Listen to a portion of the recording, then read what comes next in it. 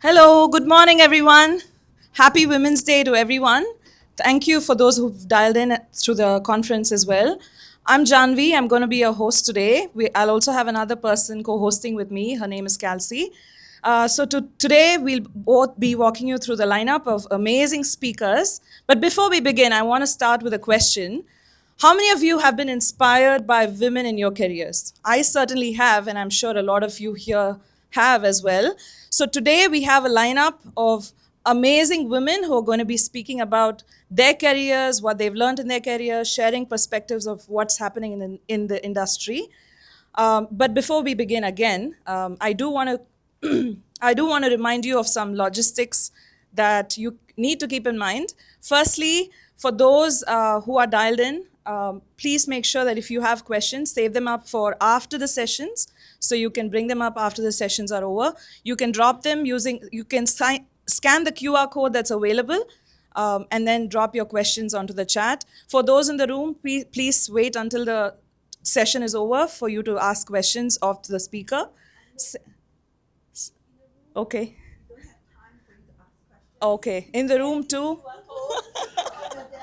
In the room too, please scan the QR code if you have questions. So we'll collate all the questions for the speaker to respond to after the speaker's finished the presentation. Second key reminder from a logistics perspective is I'm sure a lot of you need CPEs for the year. So please remember to scan the QR code again so you can get your CPEs. And obviously there are a lot of refreshments outside for those who are present in person. So please feel free to help yourselves. But unfortunately, the food cannot be brought in. So please try to, if you're snacking, please step out, snack, and then kindly come back in. All right, now let's begin. Firstly, we'll have Jenny Tan, our president, to come here and present the opening remarks. Thank you. Sorry about No that. problem, no problem. Right, Jenny is the president, right? Ladies and gentlemen, our esteemed guest, Ms. Veronica Tan, fellow board of directors of the Osaka chapter, and ladies and gentlemen, welcome to the SLT Conference 2025. Now, as we all know, we are at the forefront of the huge technological advancement, right? Which both creates opportunity and also unique challenges for us, right? So today's conference, navigating the digital era with confidence is an opportunity for us to share insights from our industry leaders that we have curated for you. So it's an opportunity to learn as well as take inspiration for all the speakers today for you to successfully navigate the new digital era, right? So I want to thank everybody for taking time to attend the conference today. Also, this opportunity to wish everyone a happy International Women's Day for the attendees, and wishing you guys a successful conference and a youth conference as well. Thanks. Thank you. Thank you so much. Next, we have Jenny Tan, our ex-president of ISACA and the founder of She Leads Tech. She's been an amazing mentor for a lot of people, and she's also been doing this for many, many, many years. So welcome, Jenny. We'd love to hear from you for the opening address. Thank you. Okay, good morning, everyone. Okay, first of all, thank you very much for attending this session. I know it starts early, but I thought that, I let you go to do your things in the afternoon. So we'll have that. So for today's session, we are going into a theme of what we call navigating digital era with confidence, something that I think many people take for granted, that they can forever sustain the same level of energy to deal with things. Yeah, but from experience, every one of us needs a boost sometimes, okay? So I thought that this session will help. I know we do have our male allies here. Thank you so much for supporting a women's event. Without you, the equation cannot be balanced, okay? So to make things simpler, I put together just one slide to just open this session. For some of you who didn't know, we are in our 6th year this year, okay? When I founded it in 2019, I was asking myself, what do I want to do with this program? Yeah, because at that point in time, 2019, I'm sure if you can recall, a lot of rah-rah about DEI just started. Okay, and everyone painted the picture that how poor we women are. We have no help. We are in a very sad situation, which I don't think so, because I believe there are such situations. But are we in Singapore, the women, in such a situation? The other thing is, I was asking myself, do I want to do the same thing, same way, which will widen the gap instead of closing the gap? So when I started it, I thought that the approach I took, it's really trying to close the gap by being constructive. Yeah. So all the events that you have seen, all the initiatives that you have seen coming out of SLT has always been trying to help someone to do something better. Yeah. In that sense, we can become constructive and closing the gap rather than widening the gap, right? Yeah. And spread the positive impression about women at work as well, right? So here you get to see, although it's been many years already, so for SLT it's been 6 years, the recent survey that ISACA has done showed that 80% of the surveyed people out of more than 7,000 professionals, 80% still say that there is a lack of women representation and we are not confident in where we are. And I think the top 3 reasons that have been cited in this survey showed that because in our industry especially, there were lack of female role models. And a lot of educational institution, all the professors, lecturers, majority are males as well. So in a way, while Singapore may be one of the top countries to have a lot of women attending STEM studies, but that may not have encouraged them to get into the field after they have graduated, right? And there's a pay inequality between genders, and most women view tech roles to be very technical. So what SLT has done over the years is that, first of all, remember just now I mentioned, I wanted it to be constructive. And I promoted one more purpose to She Leads Tech. So the original purposes of She Leads Tech is to engage, empower, and elevate. But for Singapore, I think in our context, we need to encourage more self-leadership. It's not about rank, it's about you, right? Regardless which role you do, you are who you are, you have that competency, that's why you are important. Not because you are CEO, you are COO or CIO. It doesn't matter, okay? If you have no confidence, which role you are doing is superficial. Things will break somehow, right? But we don't want to get into that situation. So for She Leads Tech, I promote self-leadership in Singapore. And the way that we have gone through to try to overcome these top 3 reasons after so many years of effort from global is through our female speakers, right? So today, as you can see, those who know, all my conferences, all female speakers. Yeah, okay? Yeah, it's female power. Not because we are biased, but like the top reasons, right? We lack of role models. So I just wanted to show people that you get to see role models here. Yeah, okay? Mentorship. We do lots of mentoring, yeah. Be it in IHL or secondary schools, Adopt the School program. If you're aware, we do all the CHIJ group of schools. Yeah, we have been there training cyber awareness, cyber safety to all the girls, yeah. Then SLT conversion program. So we work with corporate partners as well who believe in my program that we try to convert women who don't have any tech skills to get into the tech industry. And over the years, we encourage male allies to join it as well because, like I said, it's not a lopsided equation. You need both to make the equation equal. Okay? Finally, we have lots of career talks. So all these are showcasing how us, can lead in the tech talk. And the tech talk need not be technical. Yeah, we have lots of non-technical tech talks that we can get into. And that's the program, and the beauty of She Leads Tech is that we will touch on the softer tech issues as compared to ISACA mainstream. Because we are part of ISACA, it's just that we distinguish ourselves to present a different aspect of our lives, okay? And that's it from me, and thank you so much. today I'm so happy we have many people here. I know some of them were sick. They messaged me and then quickly I sent them the virtual link. They convert to virtual attendees. So we have more than 100 on the virtual line already. Yeah, so it's really, really great to see y'all physically and virtual. So I'll hand it out to Janvi, is it? Yeah, for the next speaker. Thank you so much. Next, we have our guest of honor, Veronica Tan, who's the Director of Cybersecurity Agency of Singapore. Veronica and team have been on the front lines tracking challenges of cybersecurity. They lead the development of vital initiatives like Cyber Essentials. We are thrilled to have her here today to present the opening address. Please join me in welcoming Veronica.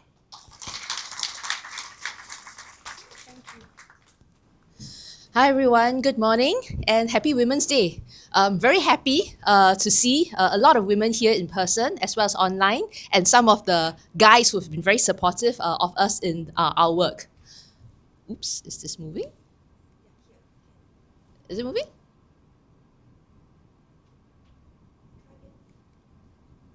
Okay, so in line with today's topic, I think I'd like to talk a little bit about digital confidence and building an inclusive tech future together. So let me start off by looking at digitalization. Now, Singapore is a very small nation, and I'm sure it has not gone unnoticed by all of you that as a government, we are doubling down on digital transformation and building Singapore up to be a digital economy. So this creates opportunities for organizations in Singapore. Just to give you a sense of the size of digital economy in Singapore, my colleagues and counterparts in IMDA did a report. Typically, companies or countries will count physical GDP, but what IMDA has done is to try to size our digital economy, which stands at around 17.7% of our GDP. So 5.7 of it lies in the ICT sector, with the remaining outside of the ICT sector in other sectors such as legal sector, healthcare, logistics, and so on. So why do I open the presentation with the digital economy?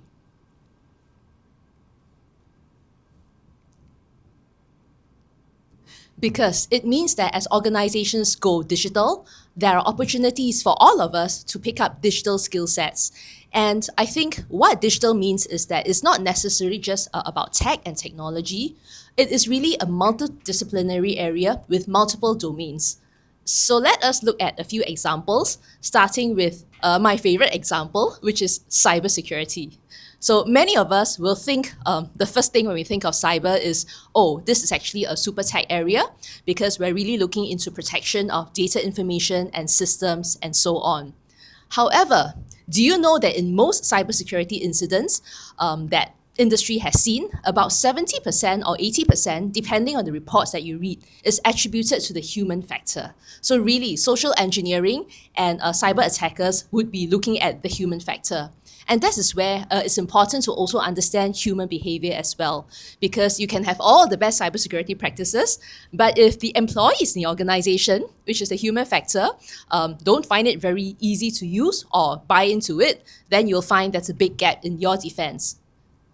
Lastly, in the area of cyber, we're increasingly seeing law and compliance come in, and it also creates an area around law and public policy. So if you look at these three concentric circles, I think it hopes to spell home the point that cybersecurity is not just necessarily a technology-only thing.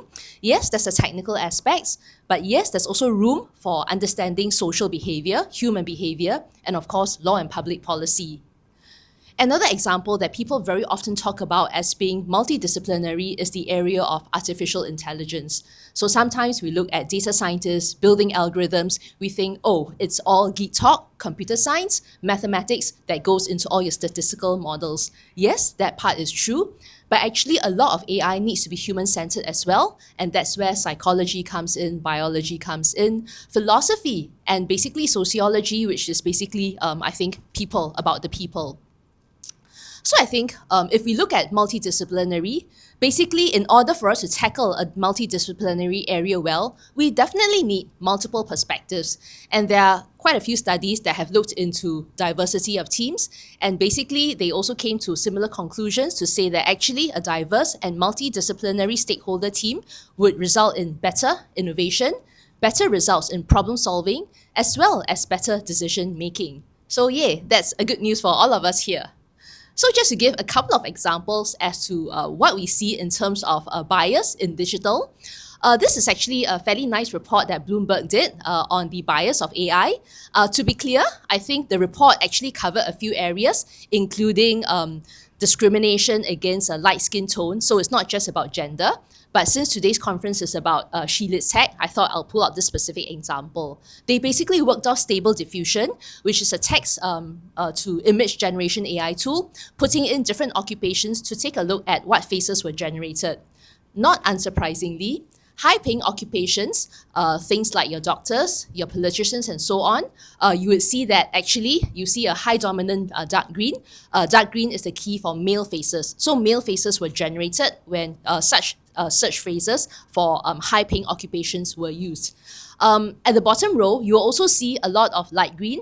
They were also trying out faces generated for low-paying occupations, things like teachers, social workers, and so on. And you would see that many of these are female faces. So what does this tell us? That I think today, the tech world or the digital world is not yet perfect.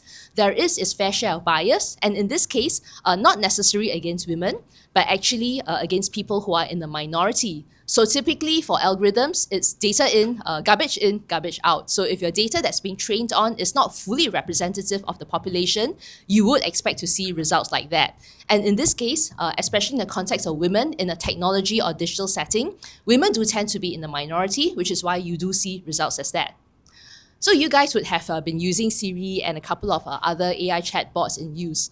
Do you notice something in common about most of these chatbots? They are all female. Why is that so? So I think usually when they launch such AI bots, they would have done their various studies, and usually the results will say that actually there's a certain user preference for voices that are female for various reasons, like the emotional connection, nurturing, and basically market research also shows that female voices are much more well accepted or preferred. And I think, although that's good news, the downside is that it also inadvertently also creates a certain stereotype about females playing a service role, because that's essentially what most chatbots would do, create a service role for us.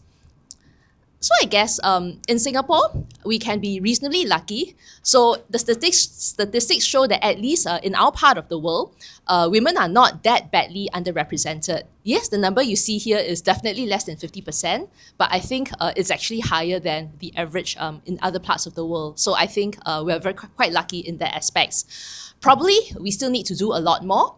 And what are some of the areas where we need to do more in? Would be looking at women in leadership positions or women in more technical roles. Simply because, as Jenny said earlier, actually in school, most of us went through a school education in Singapore. It's actually a very heavy STEM education with a focus on math and sciences and so on. Somehow, it hasn't really translated this into women in digital jobs or women in tech roles. And I think this is probably an area that we can do more to actually remove any barriers if there's barriers that's standing in women's way. So I think this is where it's timely for me to also give a plug about what CSA does in the area of women in tech. So I think there's the SG Cyber Women program that helps to promote women in technology roles and in digital, particularly in cybersecurity, where earlier on I mentioned how cybersecurity is multidisciplinary and definitely benefits from a varied and multiple perspectives with different types of stakeholders participating in the teams.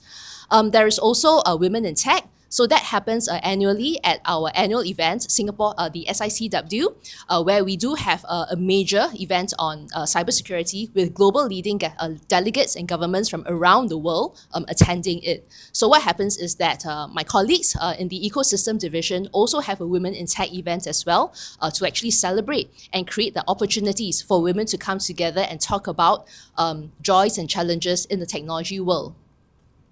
So I think in closing, I would say that whether it's cybersecurity, whether it's AI or any other digital technology, basically it is largely multidisciplinary. And I think it's important for all of us to come together to be able to create that welcoming atmosphere and that nurturing environment for all of us to learn together, in particular women. The She Leads Tech initiative in ISACA has been instrumental in driving this movement in the industry in Singapore. And I think many of you as volunteers play an important role in advocating that digital leadership, in advocating advocating that opportunity for women to grow in the digital confidence. So I think with that, I just wanted to thank all the SLT ambassadors, volunteers, both tuning in online as well as in person in this room. Thank you very much for your contribution. And together, I think let us lead the change together for betterment of women in the digital and the technology world. Thank you very much, and I hope you enjoy a good conference today. We'd now like to call upon all our SLT ambassadors to the stage for a group photo. The ambassadors have been volunteering over the last couple of years on a number of initiatives. They've taken time out to volunteer. So we'd like to call them upon the stage for a group photo. Ambassadors, please make your way up to the stage. So while the ambassadors are gathering in front, can I invite Veronica to be down here as well to take photos? Yeah. So each ambassador, please collect one token of appreciation for ambassador. Each one take one. And then please automatically 2 lines in front of the podium. Veronica will just stand in the center. Yeah. Just grab yourself. Self-service, yeah.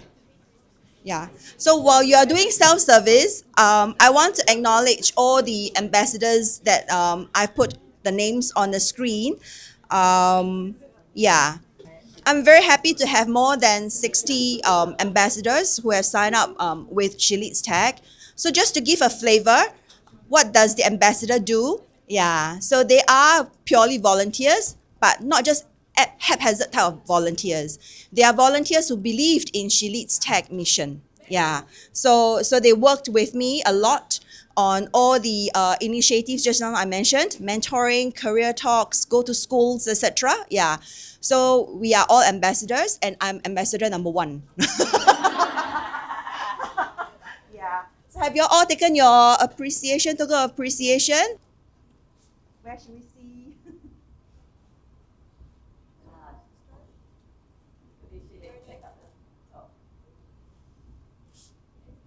Any more? Okay, Teresa. Thank you, everyone. Thank you for your contribution. Next up, we have a very interesting conversation with Wendy Leong from Strategic Solutions who's heading Strategic Solutions at Infinity Solutions. She's going to be talking to us about positive influence. I'm sure we could all use a lot of that. Wendy is passionate about helping people harness their potential, and she's going to share what positive influence means. Wendy, I'd like to welcome you to the stage. Thank you. Thank you. Okay. Thank you, everyone, and good morning. Thank you for the introduction. Yes, with an intro like that, it puts a lot of pressure on me. First thing Friday morning, already pressured. But nevertheless, I am absolutely thrilled to be with all of you here this morning, especially for those dialing in online. It's great to see you too. And also thank you to She Leads Tech and Isaka for inviting me to speak on the topic of influence. Now, this is a very fascinating topic for me, and one that I'm sure all of us will agree is extremely relevant. Why? Because influence is not just a work skill, it's also a critical life skill. So it's not very surprising that this topic is one of our most popular ones at Influence Solutions. So we are an L&D company. So we hold like a keynote or a workshop on influence almost twice a week, whether in Singapore or in other countries. And because influence is such a vast topic, and I just have 20 minutes with all of you, so I wanted to focus on 3 critical things. And the beauty of it is, whichever of these things resonate with you, find the simplest action and start using it. You can find that it may be a game changer in the way you think, you influence, and you lead. And I'm going to be bringing these 3 points or 3 things to life by sharing a couple of stories. So are you all ready this Friday morning? Whoa, love it. Okay, so the first one. Let me share with you a story about this guy that I was coaching, this gentleman that I was coaching. So he was a director in a manufacturing company. Oh, should I hit the slides? Yes, yeah. And this was our first coaching session together. Now, whenever I meet somebody for the first time in a coaching session or an engagement, I like to find out a little bit more about them. Because in order for me to coach Jack the professional, I need to know Jack the person, right? So I said, can you tell me a little bit about yourself? And so he shared about his life, his work, his passions, his family. But as he was talking, I noticed something. He kept using the word but. So much so that after a while in my head, I start counting the number of buts. And so I thought, how can I make him become aware of this and the impact it was having on his life? And so I said, hey, would you like to try something interesting? Now, earlier he had shared that he had a young son in primary school, so maybe about 8 to 9 years old. And I said, the next time when we meet, can you tell me what is your son's favorite word? And then he said, why? But you know, right, adults love to play games. So, intrigued, he agreed. Now, the next couple of weeks, when he walked in, he said, that rascal son of mine, he keeps using the word but. And then I said, I wonder where he gets it from. And he got it. This guy was sharp, he was smart, he got it. And it was probably also the first time that he realized the impact of his words on the people around him, including his son. Okay, and so that's the first thing that I wanted to leave you with. And that is to be, okay, let me just see if I can, yes, thank you. Do you want to just click it for me? Okay, and that's the first thing I want to leave you with, and that is be aware of your conversations with yourselves and with others, because we can change the way we influence just by changing that conversations in our head. You know that saying, right, by Lao Tzu, watch your thoughts, they become your words. Watch your words, they become your action. Watch your action, they become your habits. Watch your habits, they become your character. And watch your character, they become your destiny. Yeah, okay, so I can end my talk here now. But yes, so just watch your thoughts and your words, okay? So that's the first thing I wanted to leave you with. Now, moving on to my second story. Now, this one was a workshop, a women's leadership program that we were running for International Bank. And the aim of this program was because the bank wanted to increase the number of women in their senior leadership team. So they had 25, women that were handpicked, high potentials. So I remember at the start of the workshop, we asked the women to do an activity. And so we broke them up into small groups, and we said, okay, draw your ideal CEO. Now, 10 minutes later, we had two fascinating realizations as they stuck their flip charts on the wall. The first was that bankers can draw other things apart from their high salaries. And second, the most amazing realization was that the CEO that all of them drew was of a man. And so I asked the women, I said, can you tell me why did you feel the compulsion to draw a man as a CEO? And there was silence in the room. And so I shared with them that, unless you believe in yourself, unless you can see it right here in your minds, it's unlikely that you will become the CEO. Because if you cannot even see it in your head. And so That's the second thing I wanted to leave you with, and that is to visualize your desired reality. Learn to visualize it because everything in the world is created twice. First in the mind and then in reality. Now, maybe by now you're a bit tired of my stories. So let's do something a little bit fun. Let's get the energy going this morning. So I'm going to give each of you a task. Okay? So you can click, yes. Just the task, yeah. Okay, so here's what I need you all to do. I'm going to be flashing the task on the screen, and you have 60 seconds to share the solution with the person next to you. Now, this can be the person on your left or on your right, whomever you like better. Okay? All right, and the 60-second timer will be right on the screen. So, are we all clear what we need to do? Okay? Recap. Task flash on the screen, turn to your partner and share the solution in 1 minute or 60 seconds. If you're ready, here's the task.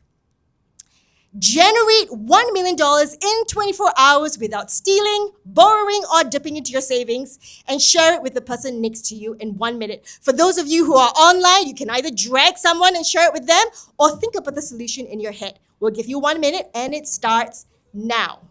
Okay, all right. 1 minute is up. I see some photo taking over there. Okay.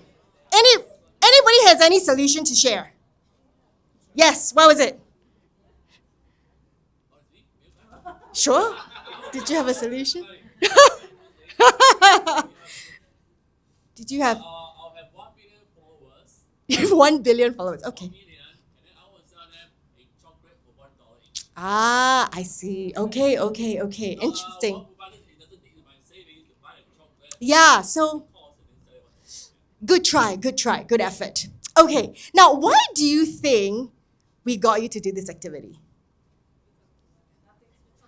Sorry? Oh, to know the person next to you. Yes, very nice. Anybody has any other? To get the conversations going. Wow, very nice. Okay, well, you are all right.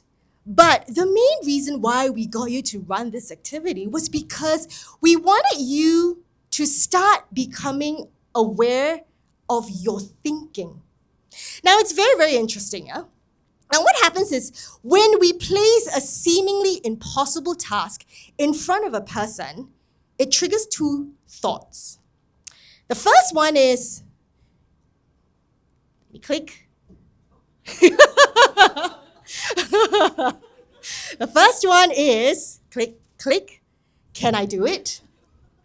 And the second question is, how can I do it?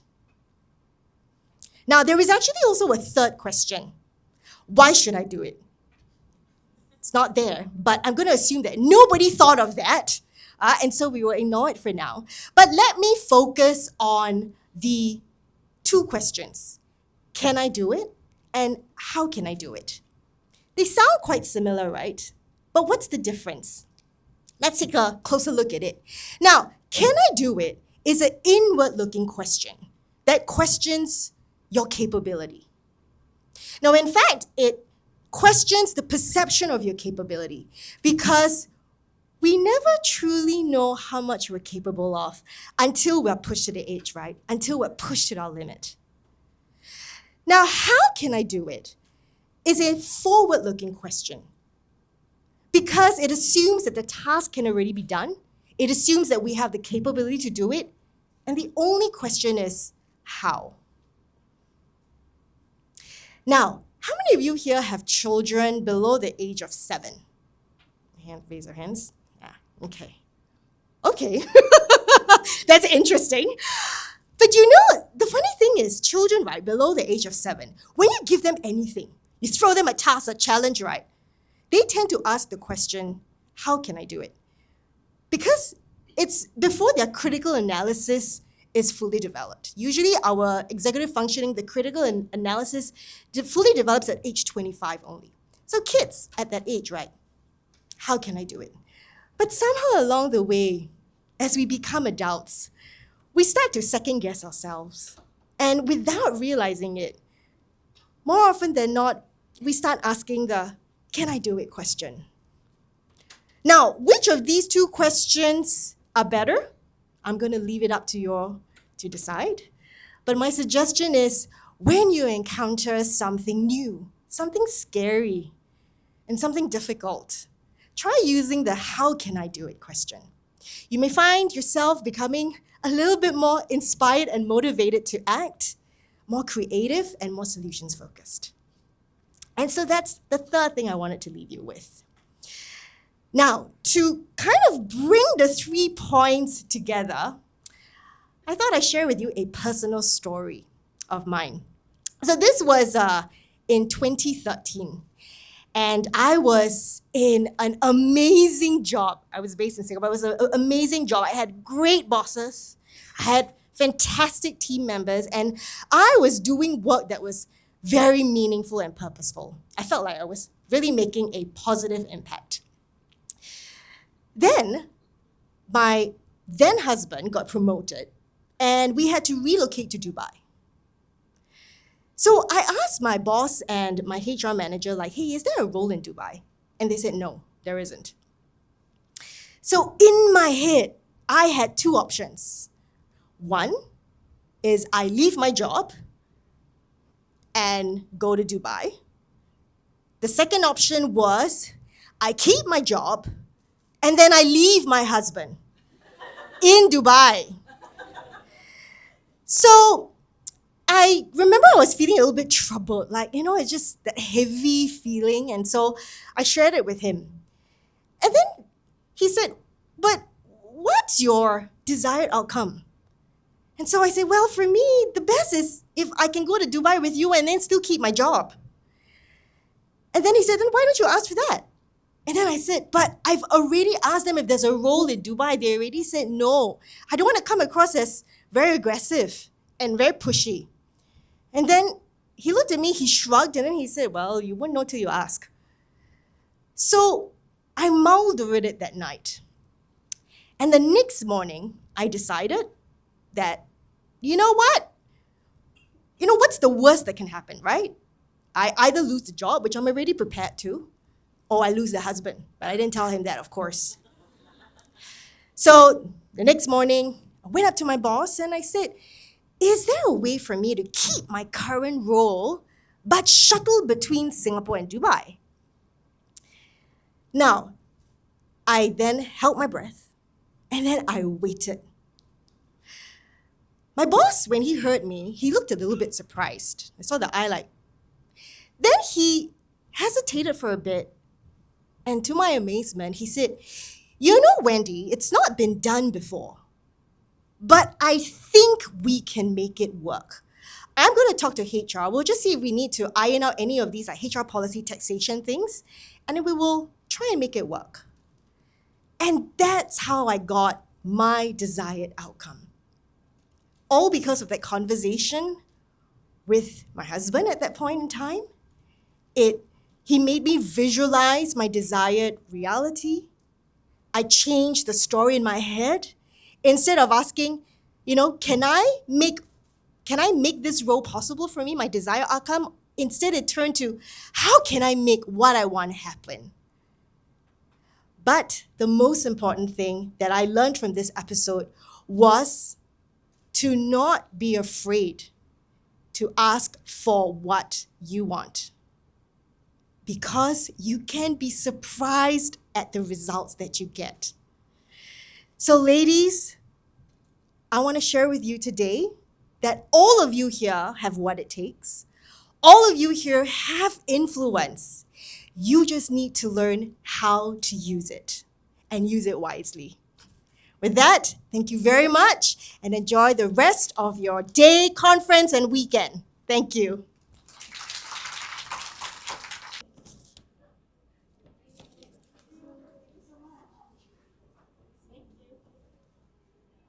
Next up, we have Jen from Global Data Protection Universe Private Limited. She's a seasoned expert in cyber and data security, and today she's going to be talking to us about the crossroads between data governance and cybersecurity. Over to you, Jen. Okay, thanks, Jerry. And good morning, everyone. I think everyone got influenced by Wendy quite well. And while we are waiting, I heard a lot of people still talking about your $1 million, right? Yeah. So that was quite inspiring, I would say. Since this is a She Leads Talk Tech, so I will bring you something else. A different brain exercise is more the techie side, and we're laser focusing on something inside the cybersecurity. Okay, so my topic is I want to share some of my thoughts recently around how can we find the synergy between the cybersecurity and the data governance, especially in this rise of AI. Then we have to think about how we are going to coordinate and find the synergy between the privacy, data governance, risk, compliance. So you can see the structure of this topic is a one cybersecurity met the data governance. Actually, I got inspired by a name of a U.S. drama, a movie called When Harry Met Sally. Okay, I'm not gonna ask you to raise your hand how many of you heard about this drama. It's quite an old one. It's back to 1989, I think. But I see some of you nod your head, so be careful. Disclose your age range. That's a privacy issue. Okay, yeah. All right. So let me also introduce myself a little bit. I think the next one. Yeah. So I actually started my career in the academia. So after my PhD time, and then I started to being the security researcher and a professor. So my research interests around the cloud security, IoT security, Android, deniable encryption. And then 2015, I moved to the industry. So joining Amazon Web Services. Then I started a 7 years journey there, starting with the security operation and then the security assurance, in the regulatory engagement, and then later during the COVID, I had the chance to build the APAC and the Japan audit team. So with this journey with AWS, I got the chance to look at all the industry's requirements and the government requirements, customer requirements in terms of security, in terms of the supply chain. And then in the recent 3 years, I joined the Universe. We are a Singapore headquartered company focusing on the digitalization in the renewable energy industry and also the decarbonization. So here, this journey from the academia to industry, I've been working and managing all the pillars of cybersecurity, privacy, compliance, now the AI governance. So I've been thinking a lot recently that how are we going to orchestrate all these functions to make sure we can have a solid defensing system as well as being compliant. Okay, so I will talk about the both sides. Starting from there, the cybersecurity and also the data governance. We need to understand the recent change in these two areas. So speaking of the cybersecurity, regardless if you are in the academia or in the industry, we always start from understanding the adversaries, meaning that you need to understand your enemies. You need to analyze what are their capabilities so we can prepare, we can plan our resources. So you see I go here. Yeah.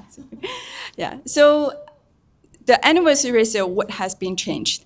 So you can see some of the numbers on the screen. So those numbers I'm trying to demonstrate the acceleration from the attacking side. So the first one is 32 days. This is about the 0-day vulnerabilities, meaning the new vulnerabilities being discovered. In 2023, the average time between a new vulnerability being discovered and being published in the CVE database, the time is 30 days, 32 days. So that means you still have time to patch, to prepare your resources. Now in 2024, this number shrinked to 5 days.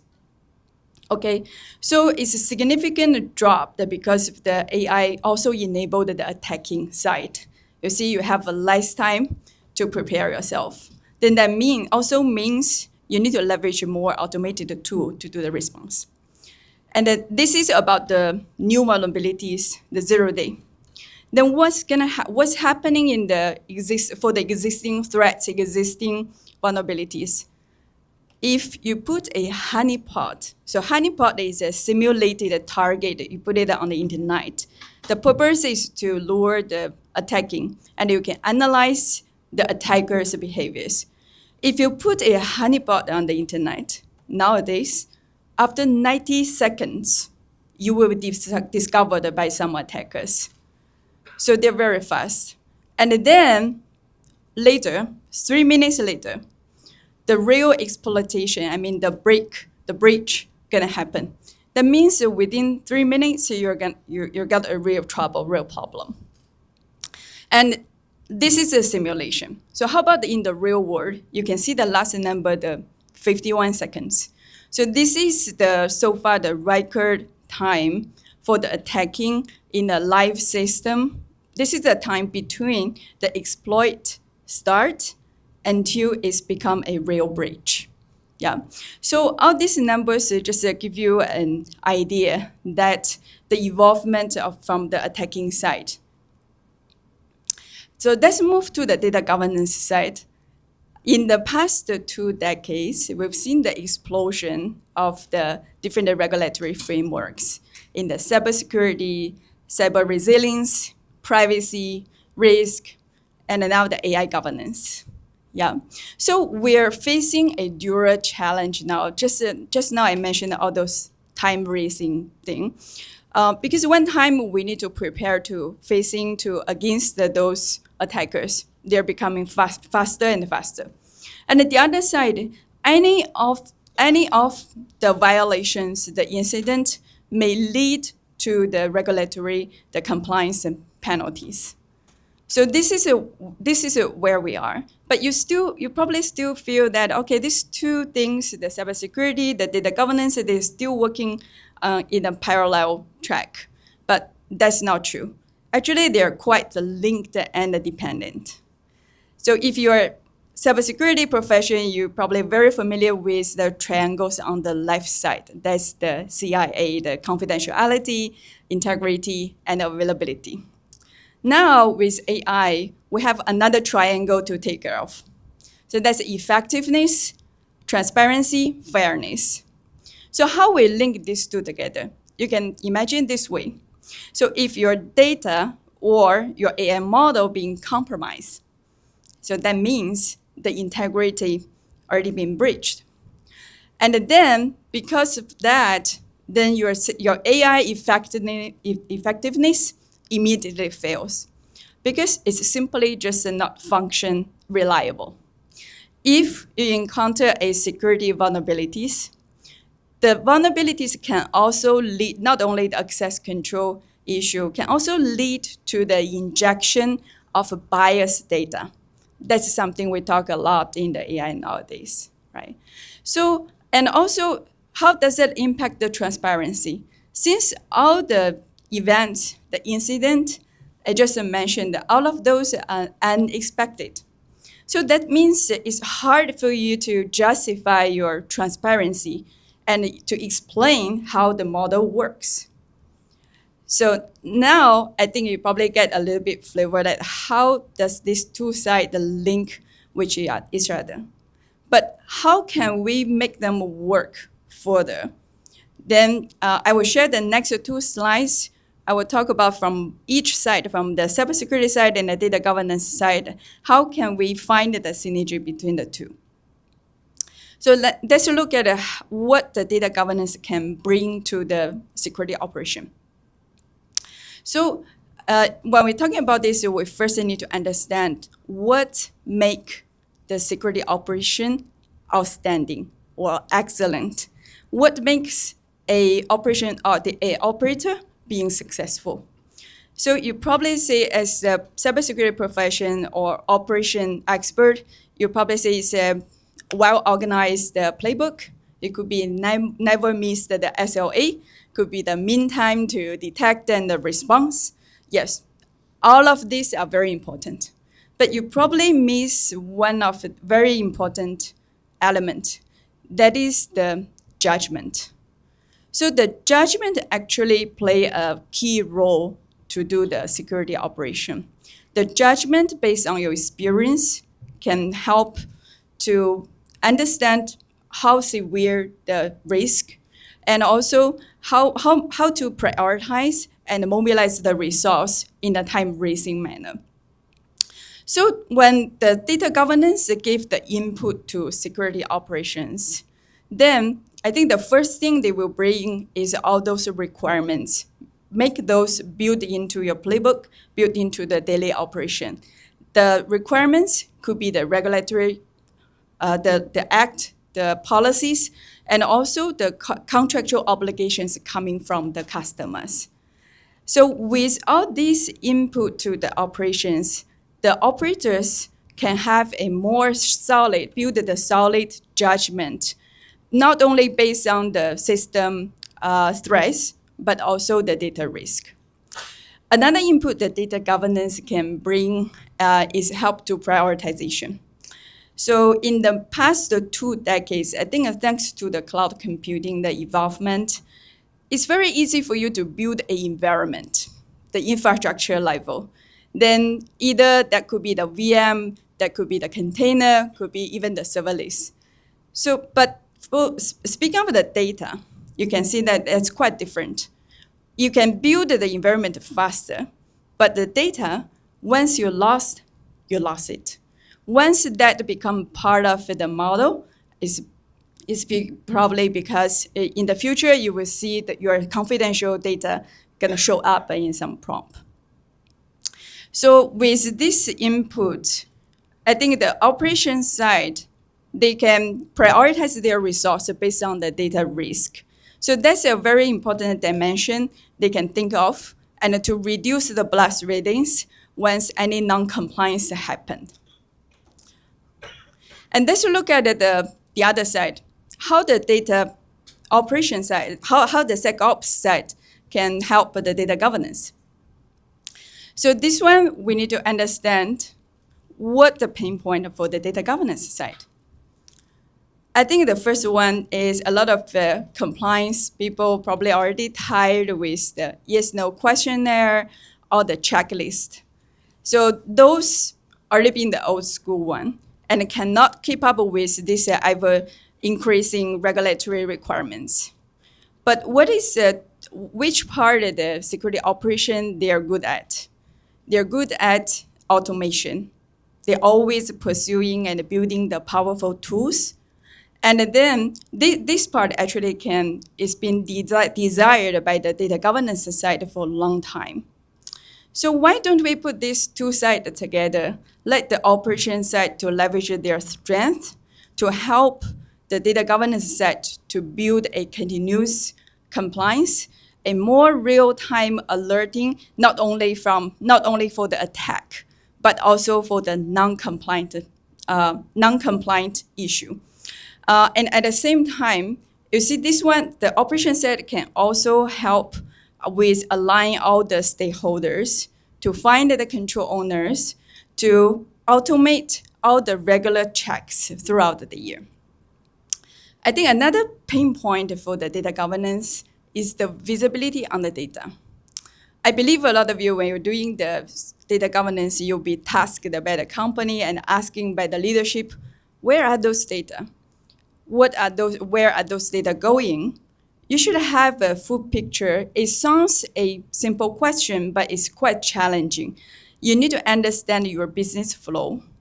It's not only your corporate data, your HR, finance, procurement data, it's also your customer data. How does that flow, especially when you are managing the operations across multiple geolocations? But if you look at it, I need to reduce the but, right? So if you look at the operation side, they already built the infrastructure. They are good at looking for and exploring where are the assets, how the traffic, how the networking work. So if we should leverage that, then that will give the data governance side the significant visibilities on the data. But this also brings the challenge to the operation side. They should also elevate themselves and not only look at the infrastructure. They should also down to the application level, down to the data level. Then the two can work better together. Okay. Yeah, that's the two sides. I think we can find the synergy. So at the last, I think everything now, the AI, the algorithm, behind the scene. So I think that's far beyond just the data governance and the cybersecurity. We need a lot of multidisciplinary this cross-function collaboration, just like Veronica, the opening mentioned. So everything behind the AI behind that, algorithm behind that, but you may not have a love at first sight because different functions, they organically, they don't have the same priorities, they have a different mechanisms, they have a different agenda. But I think with the AI, we're going to have a lot of opportunities to bring them together. So you can see the picture. That's Harry and Sally in the AI world. So I wish to see more love at first algorithm. Okay, thank you.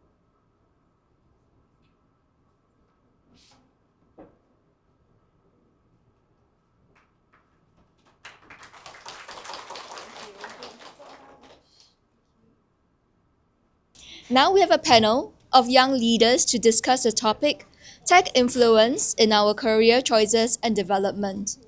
We have Andrea Chia as our moderator, who was the Ithaca 2023 Cybersecurity Young Leader and winner.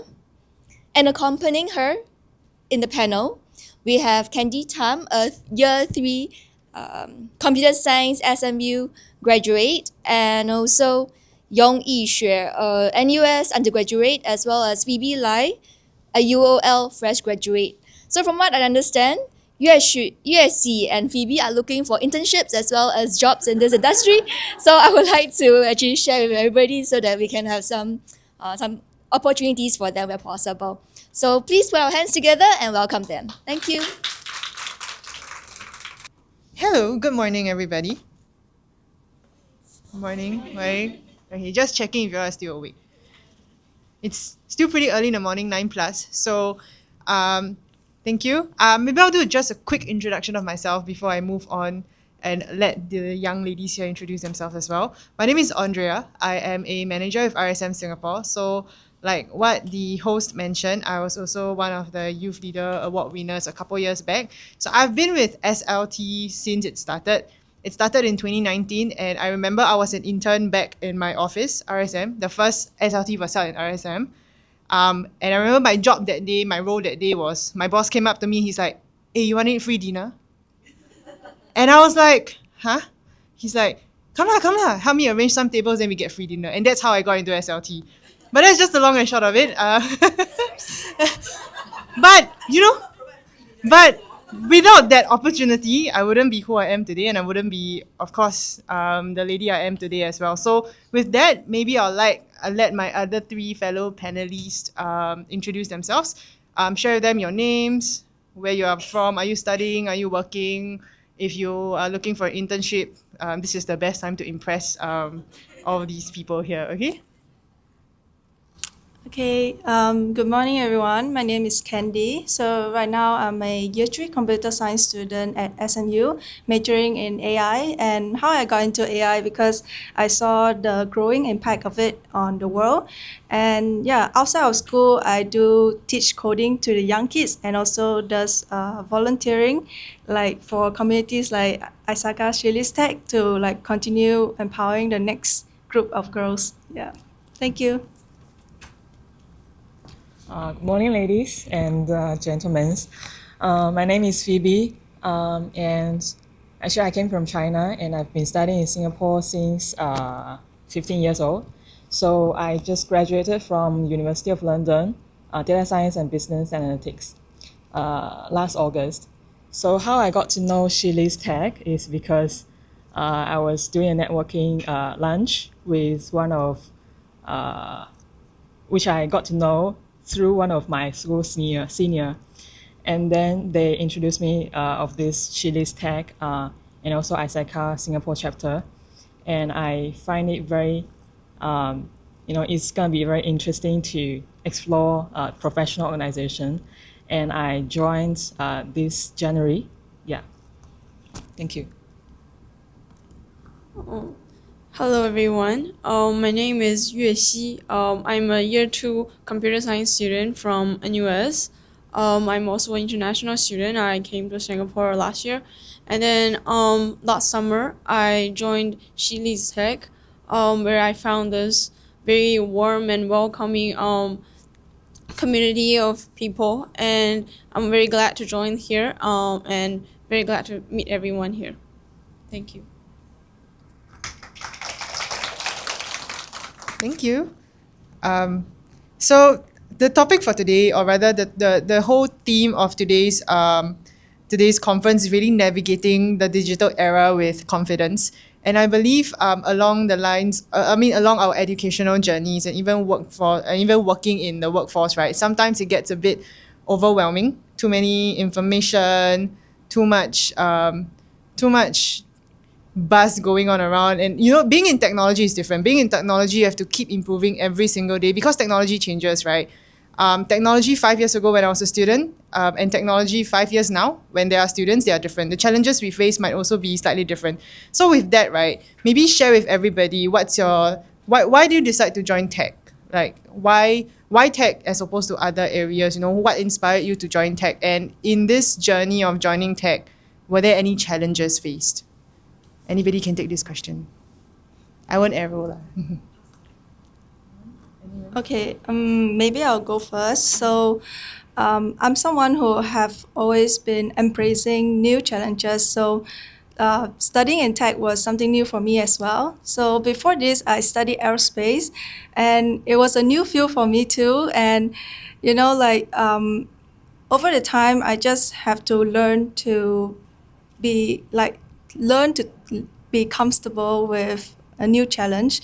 And also, definitely at first I struggle a lot. Like when learning coding, I struggle to understand the logic behind like programming. And also like when I learned the advanced math, I was like pulling my head because I didn't understand like how linear algebra works. I would like feel like I'm the dumbest person in the room. But I realized that actually a lot of tech students, right, they are good, really, really good at acting. So everyone would act like they are fine, but actually everyone is struggle. Yeah, everyone is in the same uncomfortable zone. Yeah, so over the time, I just learned to stay resilient and also like just keep my head high towards my goal. Yeah. Okay, similar to Candy, because before I entered university, I studied business information technology, which is also a course that study programming in Singapore Poly. And so before I started the course, I had literally zero knowledge in computer. So really, I had a very tough time studying programming, coding, and I think at that point of time, I'm not someone who is very passionate to technology, and that's why I chose a very technical course. Somehow it's because I follow the trend, and I think business, past technology is going to be very popular, and it's going to be benefit my career in future. Yeah, and I think during the 3 years of my time in poly is also a time for me to learn how to adapt and accept the new challenge. After I graduated, I decided to do something that I did well in poly, which is data-related subjects. So, but I think one thing that I appreciate a lot in UOL is because I attended a lot of networking sessions, talked to the professionals in the technology space, and then gradually learn how the industry people what they work on a daily basis, and also different industry knowledge. That's why I started to gain interest in this technology space. Yeah.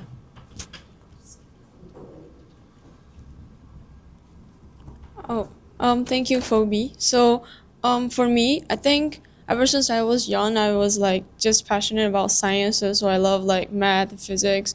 So before I enter university, I kind of already know that I am gonna study some major related to science. But then why computer science? It was mainly because a lot of seniors and then a lot of my like families or like teachers, they just recommended this, and I'm like, okay, sure. Then I would just take this since it's like the forefront of like technology.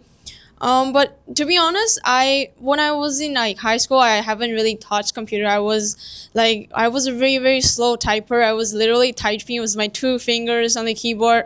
So I think computer science is like relatively new for you in university, and I think the biggest challenge for me is like to convert like the way of thinking, because computer things kind of different as the way that we actually think. So I think the most difficult part for me is to gain the computational thinking like way of, so then you know how they think, then you can convert your language to let them know. So I think that's the hardest part for me currently. And I'm still trying to adjust to that way of thinking to gain that mindset.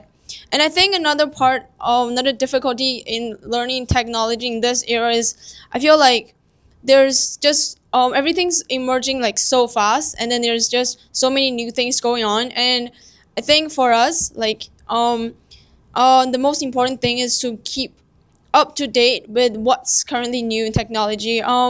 So just take the example of like the large language models. We've been using like ChatGPT, OpenAI for a long time, but now there's a new technology called DeepSeek. And it's like faster. So and then we need to adjust faster. To like I think I've just got very used to use ChatGPT, but now there's DeepSeek, so I think maybe I would like stick to the trend and then turn to a like new large language model. So I think by like knowing more about what's currently happening on like technology will help us to identify what kind of things that we need to discover. So I think the new technology, the how fast technology is evolving is another challenge for us. And I think maybe the solution would be to like keep up to date and then like communicate with others very often. Thank you. Thank you. So I guess the struggles now and the struggles 5 years ago doesn't differ that much. Because even when I was in university, people struggle the same. Everybody struggles the same, and university is different. So the things you learn as a computing student is very different. Cybersecurity student is very different. A lot of self-learning, a lot of engagements with your professors, with the students around you. But despite all of that, right, a common theme I'm hearing is that most of us chose it because it's a trend, and because it was foresighted that once you graduate with a computing degree or an IT degree, you earn a lot of money. Well, that's up to everybody to decide in your current roles. Okay, so maybe also aligning back to the team, right, is also trying to build a stronger tech community, especially not just a community in general with everyone, but a community of ladies. Because as mentioned earlier on in our in a couple few presentations, right, it's not that there isn't enough women in tech. It's just that a lot of women are very put off by maybe the technical roles, and they are not aware of all the offerings the technical industry have. Like, for example, I'm not in a technical position, but I'm still in the tech industry. So throughout my career, I also am very fortunate to have many role models, many male and female role models, many opportunities to join associations, and of course, speak at some events. So with that, right, what do you think, roles as a student or as an employee, what do you think they can do to foster this community, make this community better? Or, personally, have you ever been part of a community that made you felt like, wow, this is a great industry to be in? Any role models you girls have? Okay, so first thing first, right? I just want to answer the first part of the questions. Is that like for my role, right? As a student, right? To be able to foster this community, I would want to be more open to support other people, be it like helping the younger girls or also like engaging when I'm engaged in a group project or sharing useful resources. And secondly, I would also want to be a safe space for people to ask questions, because like it's very uncomfortable when you are sharing something that you are not sure about or have no knowledge about. So that's why I want to be there for the people that like want to learn more. Yeah. And also like I just want to say like my role model right now is Miss Jenny, a very amazing lady here. Yeah. So I know about Shili's tech through her, and yeah, and I took a big step of like reaching out to her and asked her to be my mentor, and we have been doing it for I think like 2 years, more than 2 years now, and I learned a lot from her, like in terms of character development and go towards like reaching to my, working towards my career goals. Yeah, so having her by my side, I feel more safe because I get to learn from her through her mistake, and also like, she'll guide me on how to take a safer and more cautious steps towards my goal. Yeah. Thank you, Jenny. Well, I think for me, the second part of the question, the role models, I think, in my journey, I think I've met a lot of very influential person, but not necessarily they are female, but some of them are also male role models. And I think, as I can recall, all those school seniors I've met during the networking sessions, they somehow helped me during the way. So for example, the Shili's Tech community, if I didn't meet with my school seniors and also the industry persons they introduced to me, I wouldn't got to know this community. So yeah, I think one of my takeaway during my journey is that as young professionals, we should go out and talk to more people. And during the way, we definitely will meet the people that is gonna influence us with their values and also their experiences. Yeah, that's my takeaway. Thank you. Thank you, Phoebe. For me, first part of the question, on like what students can do for like other girls, in university. I think first thing we could do is to provide them a platform to communicate ideas freely. As I mentioned just now technology is evolving so fast. I think it is always good to meet up with some like-minded students to talk about what's the technology trends and then what we think we could do. And I think maybe it's necessary for us to have a platform only for girls, or like mostly for girls. We want like girls share their thoughts together so we could keep up to date with the technology. And what's more, I'm also in Women in Tech Club in US. I think we have some programs that helps girls to have networking sessions with like other women leaders in the technology field. So last semester, we actually invited some of the Chili's Tech ambassadors here to give a talk to students in US. And I think this really inspired a lot of them on identifying different tech paths on what they could do. And I think this session is really good. So I think that's one thing we could do to establish a connection between university and then the actual industry. Let help others to know more about like about how it feels like to work in the industry. And yeah, thank you. So I just want to add, right? Like, student outreach and school engagement in recent years has really ramped up a lot. I think the efforts of like Isaka, like Jenny, and the amount of time she put into building this whole She Leads Tech movement, infiltrating into the different schools and allowing voices to be heard, and allowing, free, like what Candy mentioned, being able to freely share your thoughts, your views, and just to share ideas with somebody that you might not have exposure to. Like a lot of the people I know also came from networking sessions from Isaka, from She Leads Tech, and then I get to know what they do, more about the industry, things I probably wouldn't have known if I did not join this movement. So I think first, I also need to just give a shout out to the 3 students. I think participating in all of these outside of your school, outside of your personal life, takes a lot of time and commitment, and a lot of self-motivation to want to participate, because this event started at 7:30 a.m. this morning, right? And a lot of Shili Tech's event or Isaka events would happen after office hour or after schooling hours, or even sometimes during lunchtime as well. It takes a lot of self-motivation, and it takes a lot of wanting to learn and wanting to gain knowledge to be present and to be part of the movement and part of these activities. So with that, can we just give them a round of applause first? I think it's something that's it's really very good for students, or in fact anybody, to take part in.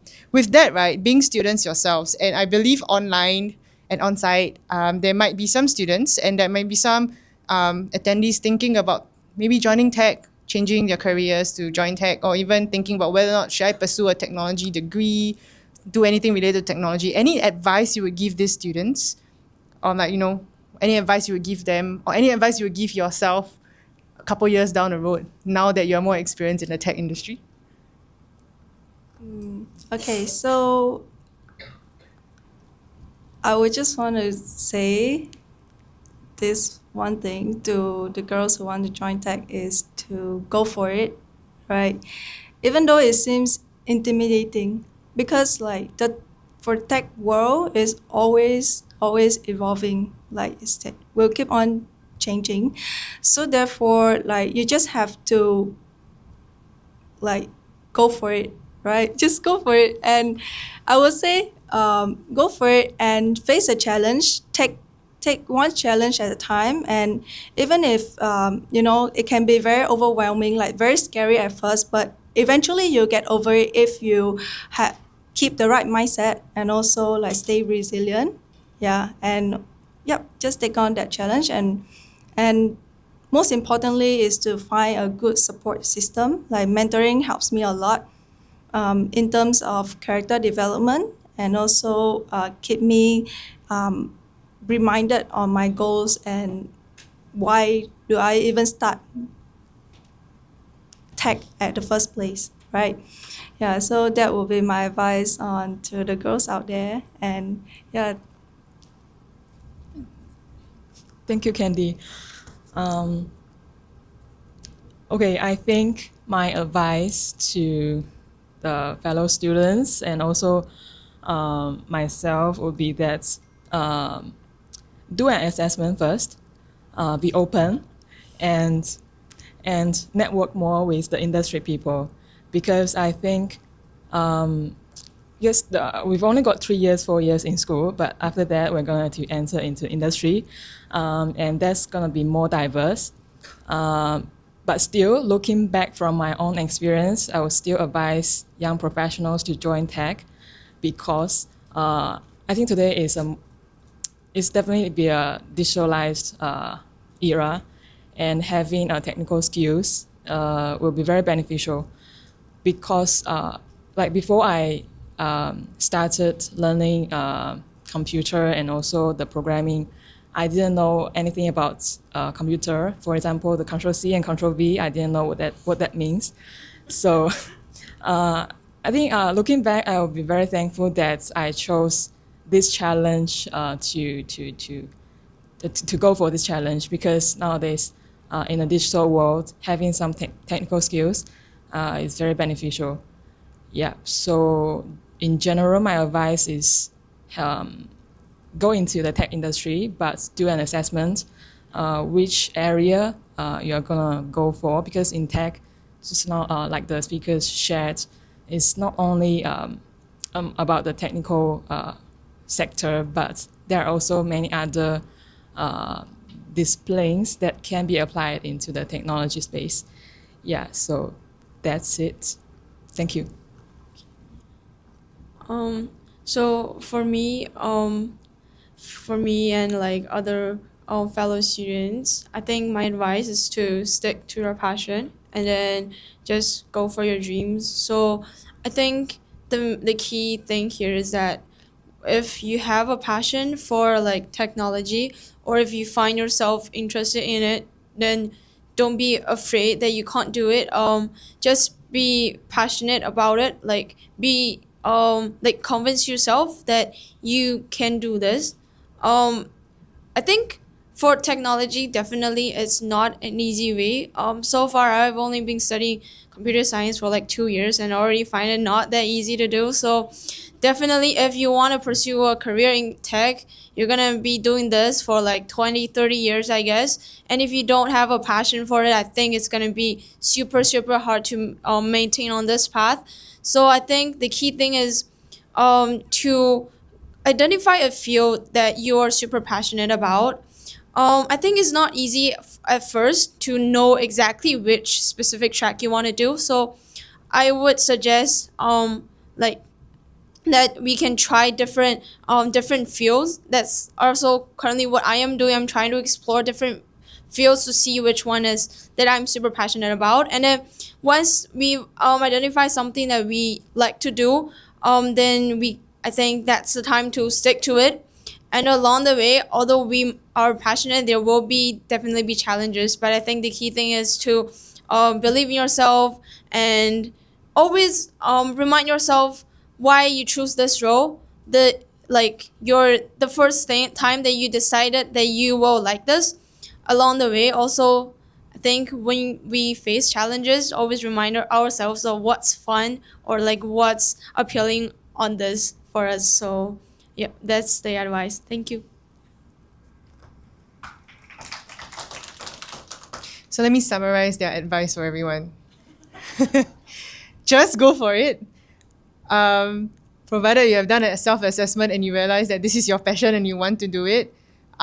This is not, you can definitely change your career, but once you start a career in tech, you have to recognize also that the career lasts you pretty many years. What USC mentioned is that she has done it for 2 years and she finds it difficult. I studied tech for 10 years, I still find it difficult. So it's challenging, it's fun, but it's something that you have to do for a really long time.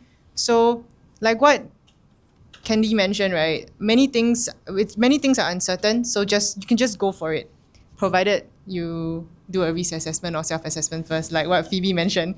So thank you for your insights and thank you for today's session. I think to sum it all up, in this day and age, it is a privilege and also a lot of fun to be in the tech industry. Doesn't matter if you're a guy or a girl, it's equally difficult. Challenges faced are still the same. What we really want to do is to be able to be in a position where we can encourage other like-minded females like ourselves to be part of this wider community, to engage in more activities, so that we can also contribute back to the society and contribute back to being the role models we probably don't really have when we were in schools, or be like the role models we have when we are in school studying.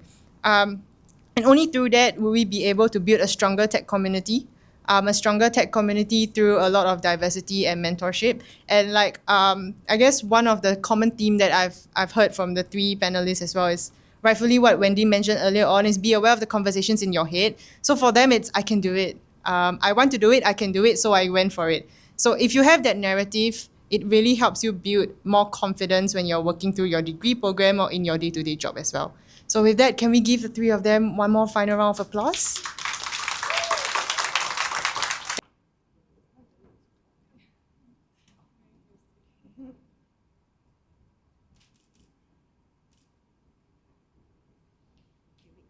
Thank you once again to our amazing panelists, Andrea, Candy, USC, and Phoebe. Now, we have someone who is a TEDx speaker, a facilitator, coach, and is a co-author of the book Women Empowered: Personal Journeys to Become Empowered Women. She was featured in the Channel News Asia and is recognized as LinkedIn top voice in mental health.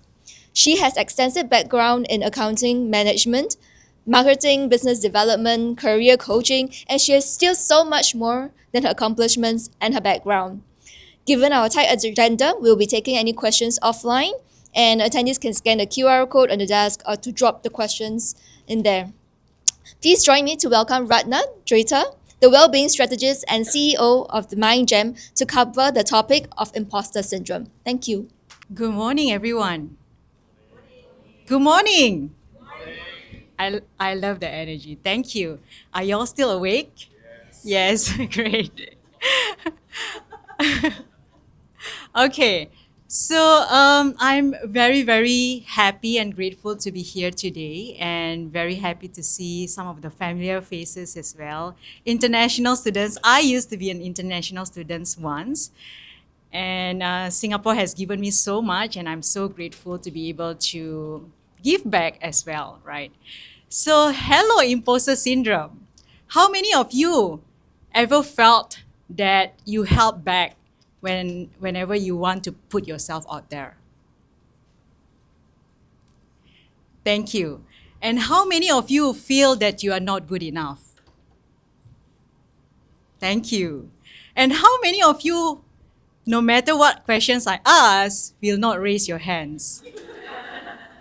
Because you don't want to be seen. I see you because I know how that feels. And that's the reason we all here, right? Because, imposter syndrome has been there with me since day one, since I was very, very young.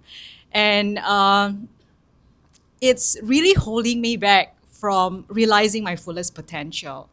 And the reason why imposter syndrome isn't just about self-doubt, but it's really how we collectively hold ourselves back. It stops us from applying for bigger roles and stop us from taking up space. It also makes us question our worth despite our evidence of our accomplishment. And it also slows down our collective progress and keep us from breaking our barriers. And I know how it feels because it's been there for me, and I find a calling to be able to also help others overcoming these imposter syndromes because it's not fun, right? And but today we are breaking the cycles, and today we take back our power because we are celebrating International Women's Day, and our theme for today's session, for this year International Women's Day, is to accelerate actions, and how you can use some of the practical tips that we are going to learn today to basically help us navigate the imposter syndrome. Are y'all excited? Yes? Great. So just a bit of introduction. My name is Ratna. I'm the founder and CEO of the Mind Gem. We are a mission-driven learning and development organizations where we empower people and organizations to shine at work and in life. We do it through well-being as well as personal branding. I spoke on TEDx, which was really a dream came true for me, which I'm going to share later on. And co-authored a book, Women Empowered. I also took up some of these tools to help me transform my life, and using this tool to also journey with my clients to transform their lives and the organizations as well. I write regularly on LinkedIn on the topic that are very close to my heart: well-being, personal branding, and career development. I would really love to connect with you on LinkedIn. And let's take a look at what is imposter syndrome is all about. According to psychologists Pauline and Suzanne, imposter syndrome is really about the persistent feeling of being a fraud despite evidence of one's accomplishment. Right. Like I remember that, let's take a look at, have you ever wondered why we feel this way? It's actually not only happen in our head, but it actually happens in our brain. So let's take a look at the neuroscience behind imposter syndrome. Are you all curious about it? Yes? Okay, great. So what is the function of human brain?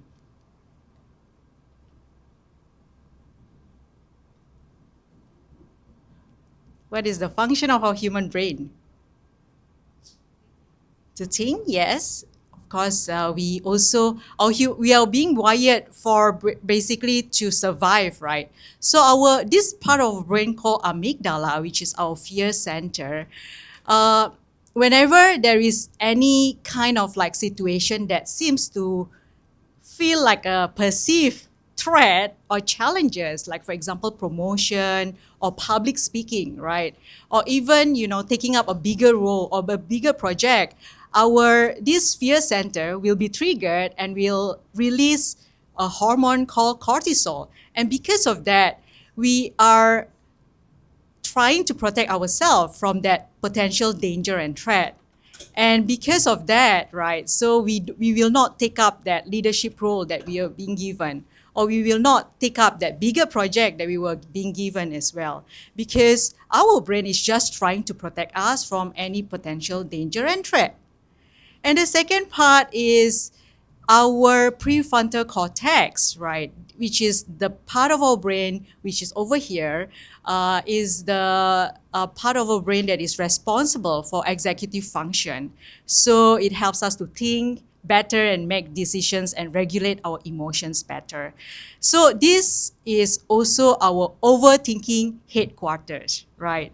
So whenever we are being given a bigger task or a bigger role, a bigger project, we have these questions of like, hey, I'm not good enough to even take on this, right?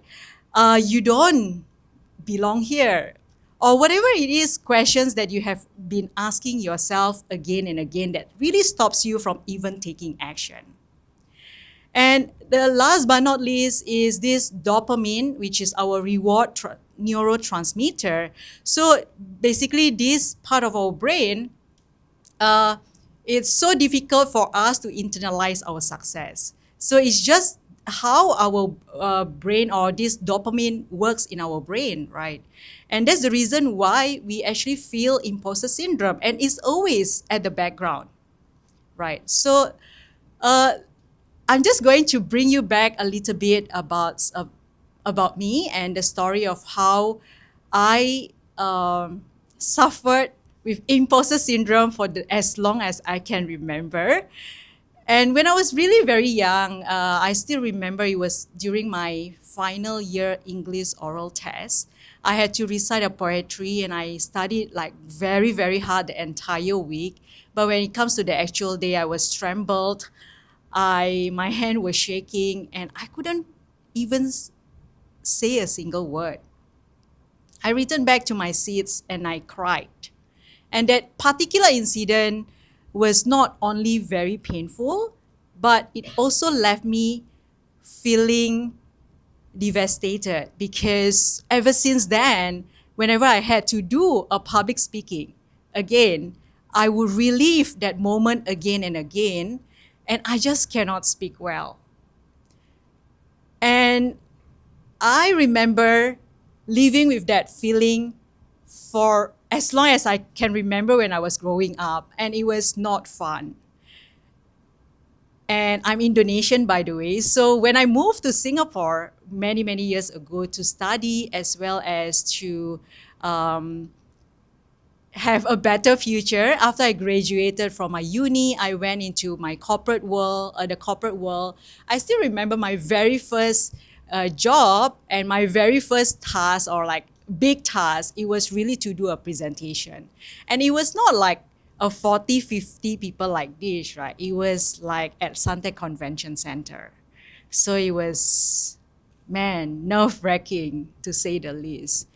And I could feel like, wow, this is so hard, right? And I wanted to run away from that experience. But because, well, I had to make use of what I have to be able to really survive in Singapore. And because of that, I chose to challenge my limiting beliefs. And I decided to sign up for a Toastmasters training. How many of you know what is Toastmasters? Yes, of course, many of you know.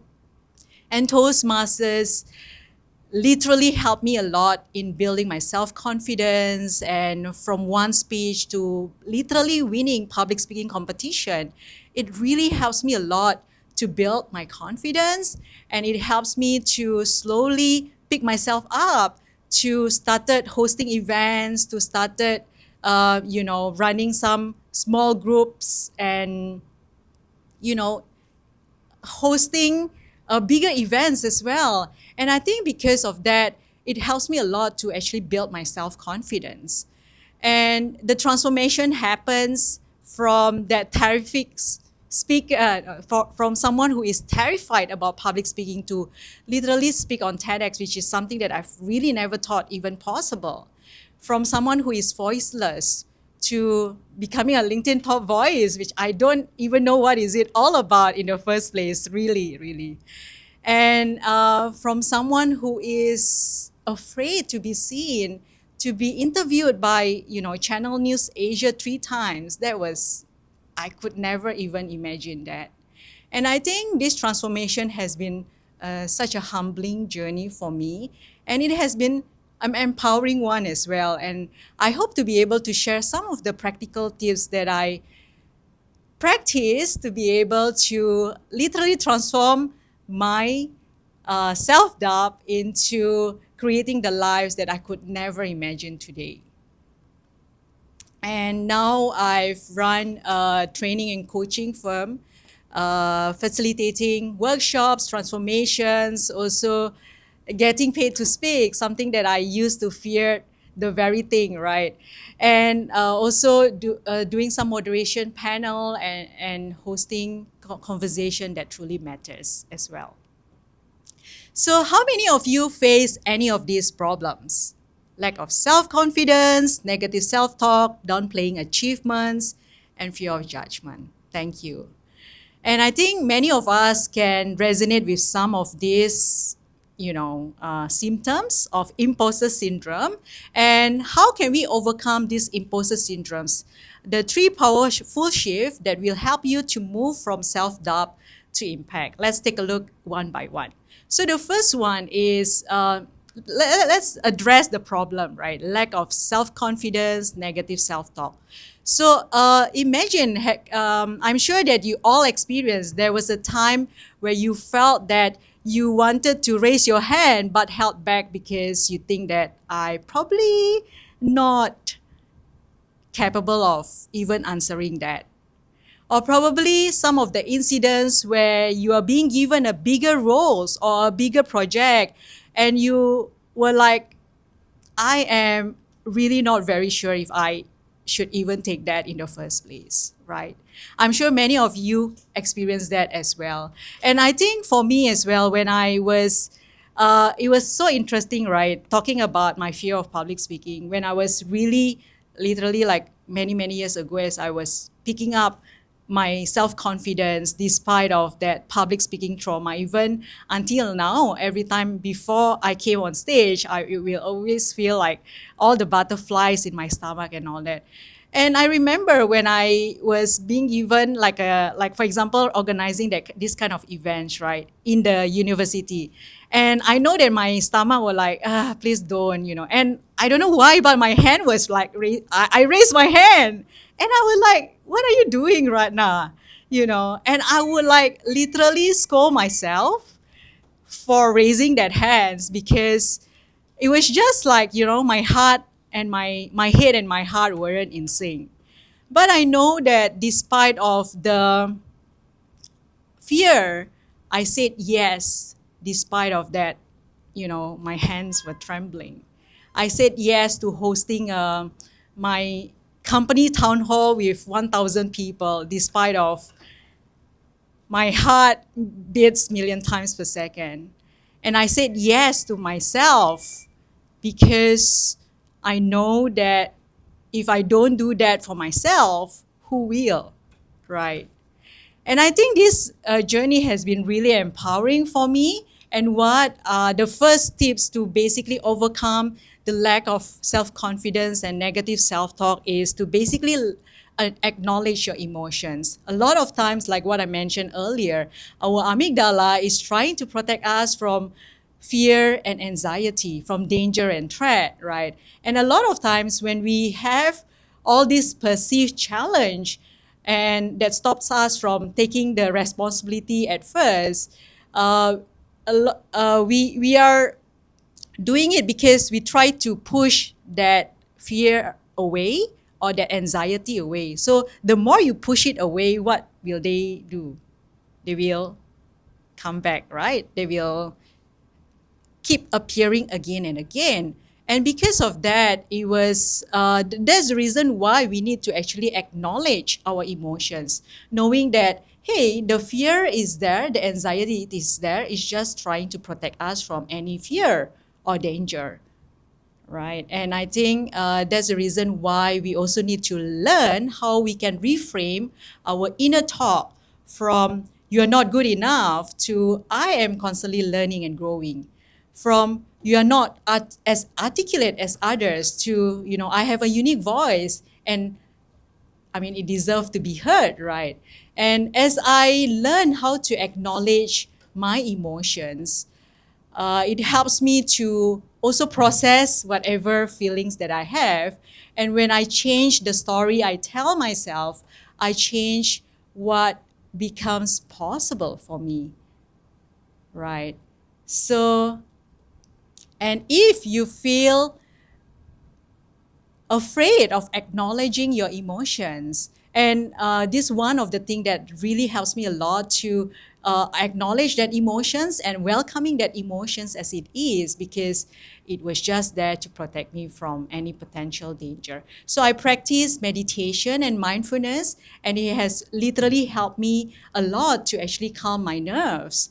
And if you have not tried, I would really recommend you to try. I would love to lead one, but I don't think I have time now. So another time, all right? So the second one is to downplay your achievement. How many of you downplay your wins? Thank you, thank you.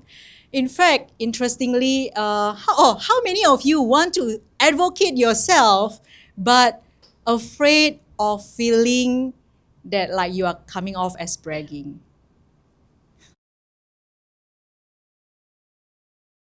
Well, in fact, that the research by Indeed shared that 73% of women fear how they are come across when they do a self-promotion. It's quite sad, right? So 3 out of 4 women, it's not that they don't have achievements, but they just so afraid of being judged by others. And I think these struggles is so real because, like, well, coming from my own personal experience as well, ever since young, my parents always tell me like, hey, please don't be too loud, don't be too aggressive, always seek permission. And I think growing up with that kind of like bringing up, right? It was so hard for me to even, champion myself or advocate for myself, to the extent that when I started, running my own business, I had no choice but to advocate for myself. And let's take a look at this. I'm sure that you heard about the story of the elephant. The elephant, when the elephant were young, this elephant were being tied by a chain, right? And as the elephant grows bigger, in fact, that he can actually have his ability to even move past that chain that has been holding him down ever since young, right? So what are the invisible change have you trapped yourself in your life that prevent you from realizing your fullest potential? And in fact, many women feel that they actually need to be 100% qualified to apply for that bigger role, to apply for that leadership role, or to even, volunteer yourself to host an event, right? Or even whatever it is. And even the best feel this way as well. Maya Angelou also felt that, even though she is like super successful, but she still feels imposter syndrome all the time. And I think what does it tell us? It tells us that we are all human, right? Regardless of who we are. And I think it's also how can we basically break free from this chain that hold us back, and which is really to challenge our limiting beliefs, to step outside our comfort zones, to take up that bigger roles, bigger opportunities and promotions that we think it's a bit out of reach, and to celebrate our wins as well, right? How many of you celebrate your wins daily? No. Okay, I think we are a lot always about biggest cheerleaders for our friends, our family, our colleagues, but have we be the biggest cheerleaders for ourselves, right? And I think celebrating my wins has been such a big shift in my life that literally, right, I started with actually write down three things that I'm celebrating about myself every single day. Even though whether it's big or small, no matter it is, it really helps me a lot to build that self-confidence, build that self-worth, and knowing that I do have something to basically contribute to others as well, and being of service, right? And this has been such a big shift, that starting from celebrating your wins, every single things, whether it's small or big, it helps me to build that self confidence. And what I sometimes I will do is that I actually screenshot some of the heartwarming message that I receive from clients, from friends, or even from LinkedIn readers, because of the post that I posted, and they actually thanked me for that, right? So I collected that, and I have in my phone called Victory Log, so I will keep it there. So whenever I feel down, I will look through it. And last but not least is the fear of judgment, right? How many of you fear of being judged? Thank you. And how can we basically, I think many of us can resonate with it, right? We are so afraid of, being judged by others. And how can we basically transform this fear into growth and support, right? And how we can do that is to basically seek mentorship. And I think She Leads Tech, Isaka, has been such a amazing in leading that mentorship movement, to be able to also, mentors the younger people, or even someone in the same industry, to be able to progress in their careers, right? And last but not least is to really build a support network, the tribe, your trusted advisors, your mentors, your champions, your peers, your friends, that will be there for you every steps of the way, right? And last but not least is to really create that your personal board of directors. How many of you have a personal board of directors? Great. I saw some hands there. So start being intentionally curating your personal board of directors. These are your trusted advisors, right? Your mentors, your sponsors. And how can you basically be more proactive in building a meaningful relationship with your personal board of directors as well? I believe that relationship always comes in both ways, right? How can you give and receive at the same time as well, right? And I think these three areas has been really helping me a lot in accelerating action, and I want to invite all of you to make a commitment to yourself to accelerate actions together, because let's acknowledge our emotions. The second one is to challenge your limiting belief. And last but not least is transform your fear into growth and support. Because why? Because your voice matters, because your presence is powerful, and because your actions create change. At the end of the day, courage is not the absence of fear. It's putting growth much more important than fear. And last but not least, I want to leave you with my favorite quote from Marianne Williamson. Our deepest fear is not that we are inadequate. Our deepest fear is that we are powerful beyond measure.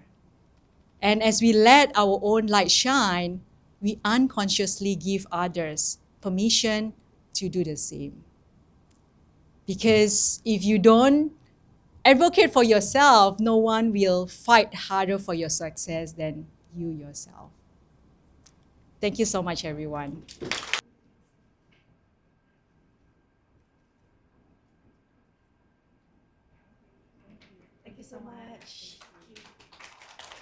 Now we have Nan Hao McGuire, top 30 women in security ASEAN and field CTO of Cloudflare across APAC, Japan, and China.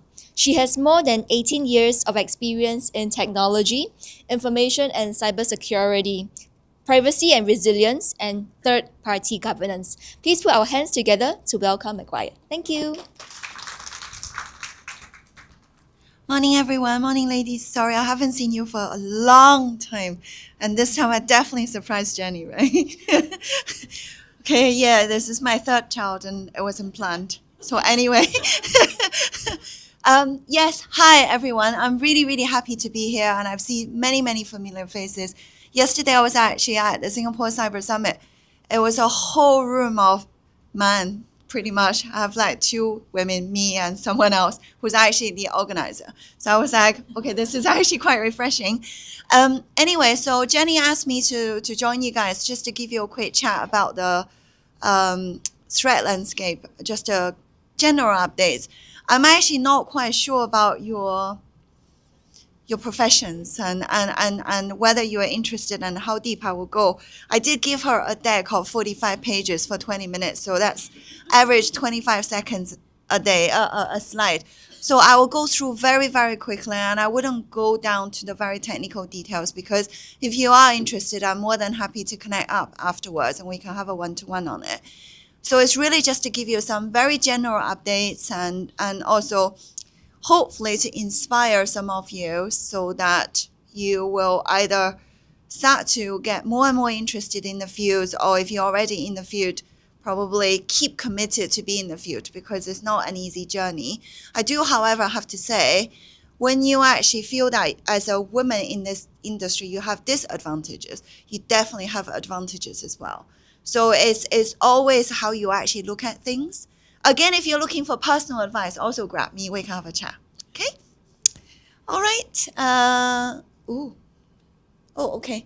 So first of all, a little bit background about myself.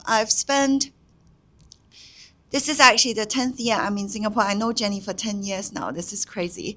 And you've seen me list multiple times. Yes. And and this is also a very good kind of thing I want to show everyone here as well positively. We can actually carry on our life, having a very, very happy, normal life, as well as do our job well. So don't get that, put off in any way. This is my third one. I'm 40 this year and I'm almost 8 months. I'm still standing. I traveled last week. No issues. Obviously, don't push yourself too far. I'm just saying you can still have a beautiful career as well as a beautiful life. Okay, there's no conflict in that none whatsoever. Okay, so a little bit about myself. I've spent past 20 years in the cyber and technology industry. The first 10 years in Europe and in the UK, and then the past 10 years here in Singapore, predominantly the entire region. So the ASEAN and APAC region, I cover Japan, I cover China. Pretty much my bread and butter, I would say, this part of the world. And I always served either in consulting firms or in financial institutions. So very recently, I moved to Cloudflare. For those of you who actually doesn't know Cloudflare, I'm not going to give any marketing intro. So this is actually one of the biggest technology service provider in the world.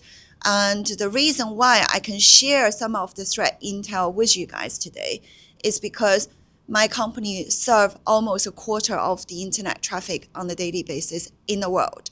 So effectively, my company see roughly about a quarter of data, all the activity that is happening through the internet in the world on a daily basis, which is the reason why those numbers, I can give you some relatively accurate insight in terms of what's happening.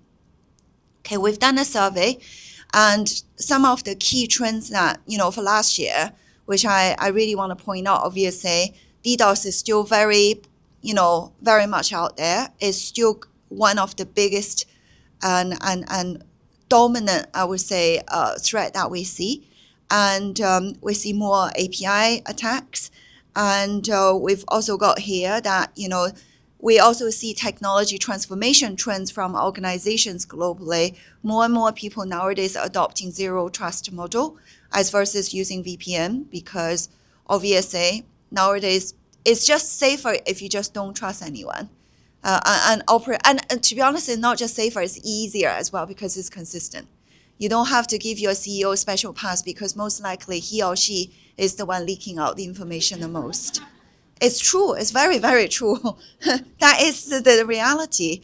And we've also seen some very interesting things. So nowadays, for a very sophisticated attack from POC to the actual attack happening, the exploitation, it only takes 22 minutes. So it's very, very fast. And it's almost impossible for you to 100% mitigate that or prevent that happening. So I think the defense side and also how you actually recover from the incidents part is going to be quite important, crucial. And what we see right now, phishing, especially nowadays, the more sophisticated phishing enabled by AI is still definitely number one, the initial attack vector, and certainly in Asia. In Singapore, this is really, really big problem. So yesterday, my topic was on AI. We talk about yin and yang of AI, the reason why we have to use AI, but what is the issues for AI is pretty much linked to this. All of the attacks nowadays you see is no longer the old-fashioned, the simple signature-based and everything. Everything is very sophisticated because we have AI. Nowadays, we even see a trend, AI attacking AI. So you're just going to have to get on with it. I would say, if whenever I don't know what organization you're working for, but if you do work in an organization, you're considering whether you should adopt AI and to what degree, I think, it's very crucial you realize nowadays, if you don't use it, for one, your employee definitely using it anyway, regardless, okay? Unstructured, unmonitored, no visibility. For two, if you don't use it, certainly for certain, I would say, automated processes, you are definitely behind. So think about a balanced approach is very, very important, okay? Gosh, I spent like 10 minutes on the 2 slides. We will never cover the rest. It's okay, we can just have a chat, it's fine. Happy to share the slides later so you can read offline. Yes, some of the key findings here. Obviously, we talked about DDoS, we talked about, 22 minutes from POC to actually being published, to actually being activated. We also talked about, also we have outdated API security, cookie also, got some issues there. But other things, especially if you're in the manufacturing, logistics, or the IT and OT industry, I think you should really start paying attention to botnets, especially botnet attacks that is enabled by AI. As I said, AI is one of those things, it's so sophisticated nowadays. You effectively have a malware, have a botnet or whatever. They actually evolve as how your target environment is at the time when they land. This is how interesting but how challenging it's going to be as well. And the impact is very, very significant. So be very aware of these. Again, read it offline, not going to dwell too much on it. Some DDoS trends very quickly. DDoS, all you need to do, pay attention, is just the header. Okay, I put everything in the header. The rest is for you to digest it. Again, because I don't know your industry. I don't know your technical capability. I also don't know whether, you want to come here just for a girly chat or you want some deep dive. So I put enough technical information to keep you, stimulated. But if you want a summary, because you are an executive, let's just read the header, okay? Which is also true. And that's also a very important lesson learned for your career now or in the future.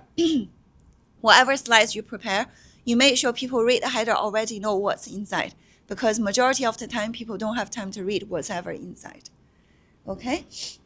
And yes, so DDoS attacks up 55% year on year, and this is very, very consistent. And we see scale much larger year on year as well. So it's not just the quantity, it's actually the quality is actually improving, or not improving, is going more and more sophisticated year on year as well. Yeah, as we said, larger and more complex attacks. And the attacks nowadays not just happen at application level or network level. We're talking about multiple levels. So from, I don't know, any of you computer science? Oh, hold the mic. But you can hear me anyway, right? In general. Oh, I see. Okay, sorry. Okay, so in general, we're talking about layer 3 up. So you any computer science students here or background, you will understand the layers, right? So we're talking about, we see attacks from layer 3 all the way up to your application level, which is layer 7. Okay, now we're talking about API risks. Unmanaged API leave organization completely exposed, which is correct. So all the traffic we see globally, 25% of global internet traffic, there are almost 60%, so 58% of the traffic is API related. And that number is actually really shocking if you think about it. And out of that almost 60%, there's a third of them is actually is completely unknown to your local security team. So, everybody asks you how many API connections you've got, what do they do? To be honest, a third of them in your organization, you wouldn't even know. You didn't even know that existed. So that's actually something quite alarming. And you definitely need to start paying attention, at least know what's out there, okay? Who's actually establishing any connectivity with you. And these are some of the APIs that manage to mitigate it, and you can still try to mitigate them if you use the right product. Obviously, I wouldn't do well on it. And next one is phishing. Phishing, as I mentioned, is still the #1 attack vector globally as well as for this part of the region. And what is actually really sad is 9 out of the 10 cyber attacks will start from phishing. And majority of the phishing attacks nowadays in Singapore is still basically returned with a success. So doesn't matter what we do, people are still falling for it. This is the reality that we're facing right now. I think, education is very important, and be naturally aware is very, very important. And I'm sure Jenny will feel the same as well, because I know her so well for so long. I think we naturally feel that we can't trust anything, anyone. We've been shredding our letters using multiple cross-shredders for years.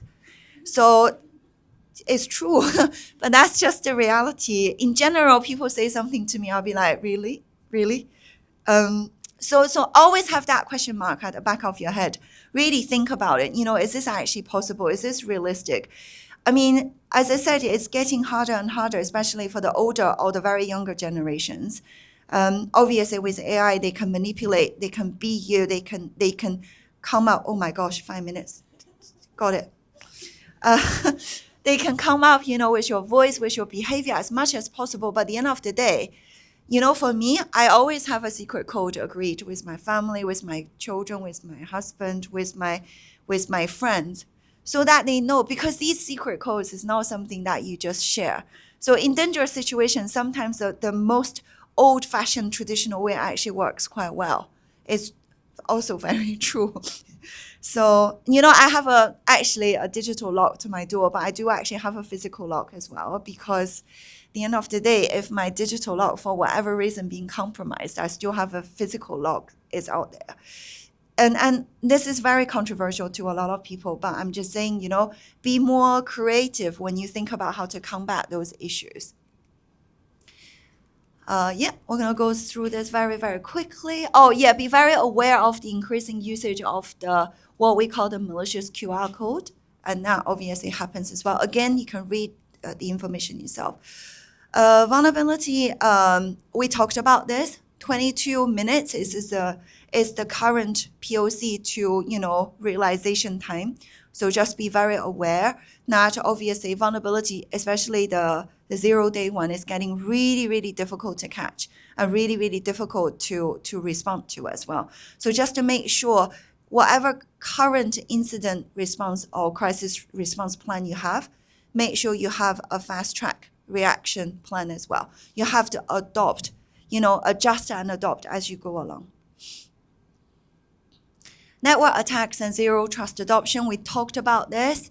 This is obviously the major attacks against VPN as other, security appliances you commonly see, which is the reason why organizations nowadays really, really are planning to just get rid of VPN, period, and just use zero trust. We talked about the benefits, so I'm not going to talk about it again. There will be issues, when you introduce zero trust kind of a network access as well as architecture to your environment as well. But do a good kind of comparison analysis, and I'm pretty certain most of the time things will come out a little bit merrier if you actually start using zero trust. And there's many ways you can compare. You can start with, list out all your vendors, all your applications that you use, and your network layers and everything, and you will see there will be 100 different items on the left-hand side. And when you eventually move on to zero trust, you will see probably you can consolidate to maybe only 20. Things are much cleaner, easier to see, and you have more visibility as well. But do actually find a good vendor, because sometimes people say they can deliver, but they can't.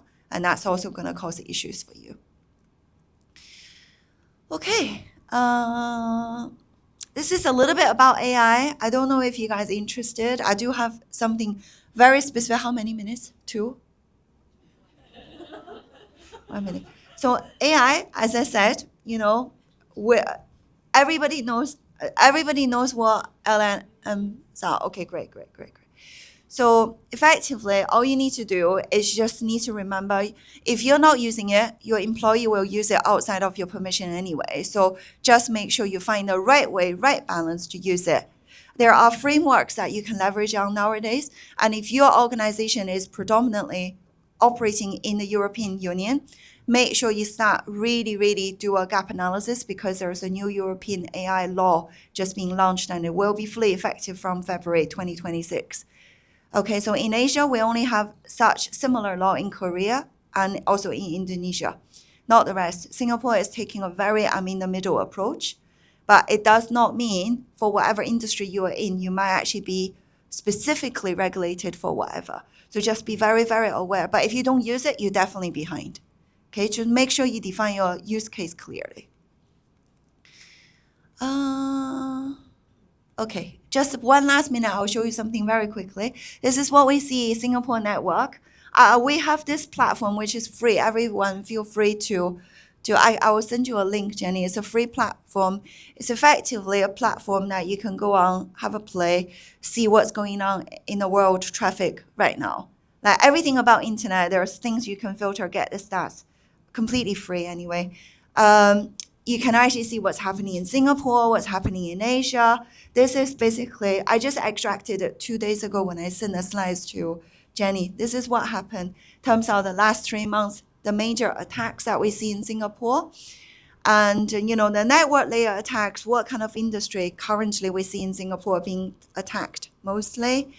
Some of the email threats, trends, malicious email, is it through link? As you can see, malicious email message through link is still the easiest way for attacking. Is it credential harvesting? Is it file sharing? All of these, I'm not going to go, details, but it's very interesting. You have a play with it.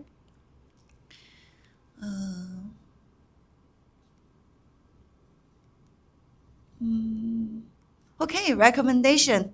Very easy. Implement your best practice. Actually, all of this, forget about it. The really fundamental thing that for recommendation is just to get your basic hygiene in place. Doesn't matter what it is, okay? You get your basic hygiene, you're pretty much sorted 80%. And I always say, and this message hasn't changed for 10 years, you make people attacking you a little bit harder, they might actually just turn around and attack the easier ones. It's very true in many cases. Okay, that's all for me. Thank you.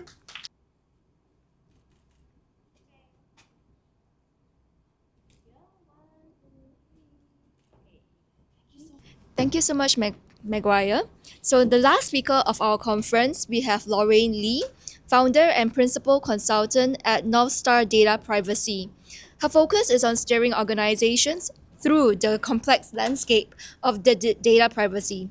She is a dual Singapore and UK qualified lawyer and is a founding member of Asia DPO, a group of data privacy officers created for DPOs by DPOs. So please, without further ado, welcome Lorraine. Thank you. All right, good morning, everyone. So amazing to be here on International Women's Day with all you women and brave men. Thank you for being allies. Thank you, Jenny. She leads tech. So my name is Lorraine. I'm here to talk about, well, not really talk. I'm not going to talk at you. We're going to have an open discussion about Australia's social media ban for under 16s. It's only applicable in Australia, but it's created ripples all around the world, and everybody's discussing it. Why? So let's unpack some of this. First, a quick introduction. So I'm the founder of North Star Data Privacy, a data privacy consulting company. It's my own. So prior to stepping off and doing my own thing, I was the Chief Privacy Officer and General Counsel at International SOS. International SOS is an MNC in 90 countries. So in terms of data privacy, that poses a lot of challenges, cross-border transfers, and I had the opportunity and privilege to build the privacy program and the global privacy team at International SOS from ground up. And so when I decided to step off in 2024, I thought, well, I'm not going to set up a law firm. My experience is really about operational, getting my hands dirty, building. So my clients are mostly in, say, 5 or more countries. Some are 0 to 1. Some have a AI or tech project, and then they realize that they haven't built the foundation in data privacy, which we're hearing again and again is really important. And some are venturing out. They're realizing that, hey, if I'm in the EU, in the US, and in China, that's planning to be done. So a zoom out approach and analyzing the data strategy. Yeah, so that's me. Yeah, so why is Australia's social media ban creating ripples? Anybody know a teen? Yes. So imagine you're 15, right? And you're on TikTok, you're on Snapchat, and suddenly these are taken away from you. What's the first thing you'll do? Yeah, still find a way to get on there. Right, how? Yeah. Lie about it, right? Yeah. Okay, so let's unpack. So basically, there's an Online Safety Act in Australia. There's been an amendment, and the obligation is on social media platforms. And we'll go into what this means, who is affected, and what social media platforms can do. But social media platforms now have the responsibility to take reasonable action. So this is typical legislator, right? Drop in, say, take reasonable action and leave. So to date, we don't have any guidance. There is a committee set up to give guidance, but what is reasonable action? Okay, so the key elements of the ban: no social media access for under 16s. All right, social media platforms deal with it. How are you going to prevent under 16s from going in? There are penalties on the social media platforms. So what's the rationale? The rationale actually comes from a good place. Yeah, we see a lot of cyberbullying these days. In the pre-social media age, if your friends at school don't talk to you, you go home, you still have some reprieve, right, until the next day. But these days, it's relentless, it's 24/7. You're being bullied in school, and then it continues on social media. It's very public. So the intent of the ban is to take away some of this. All right, so let's first look at some of the pros and benefits of the social media ban. How many of you are on social media? scrolling. What happens? At 11 p.m. at night, right? It's like, I'm so tired, and you're still scrolling, doom scrolling. The blue screen effect affects your sleep. You wake up cranky the next day. Also, safety.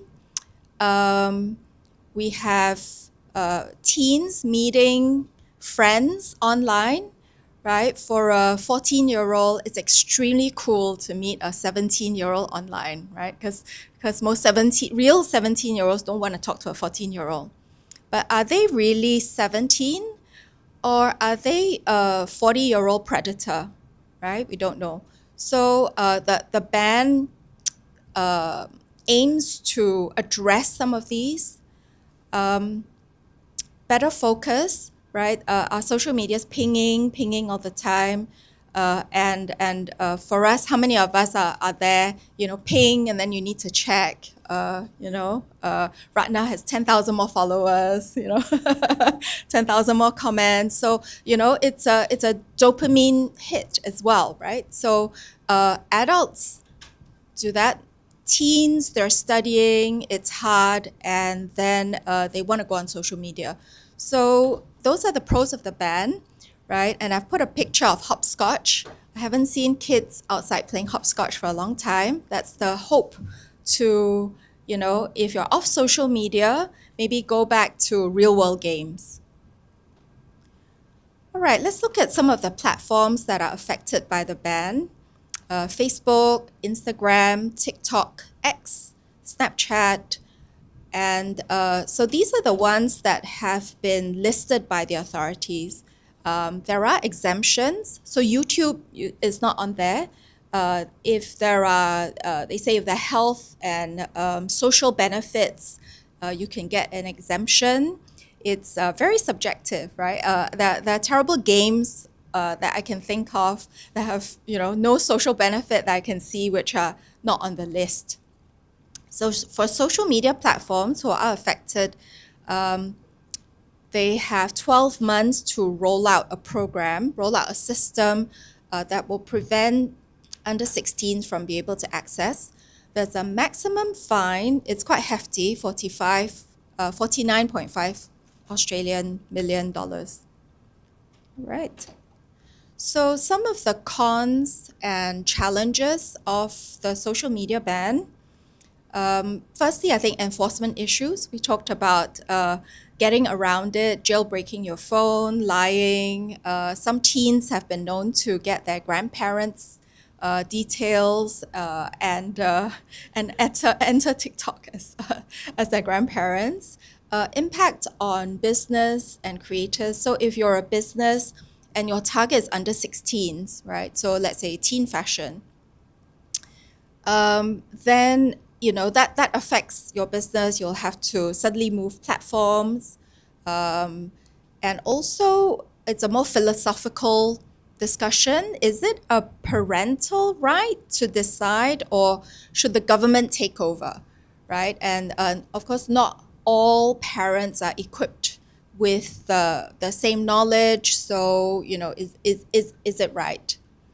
And also, this is an interesting one, potential for riskier behavior.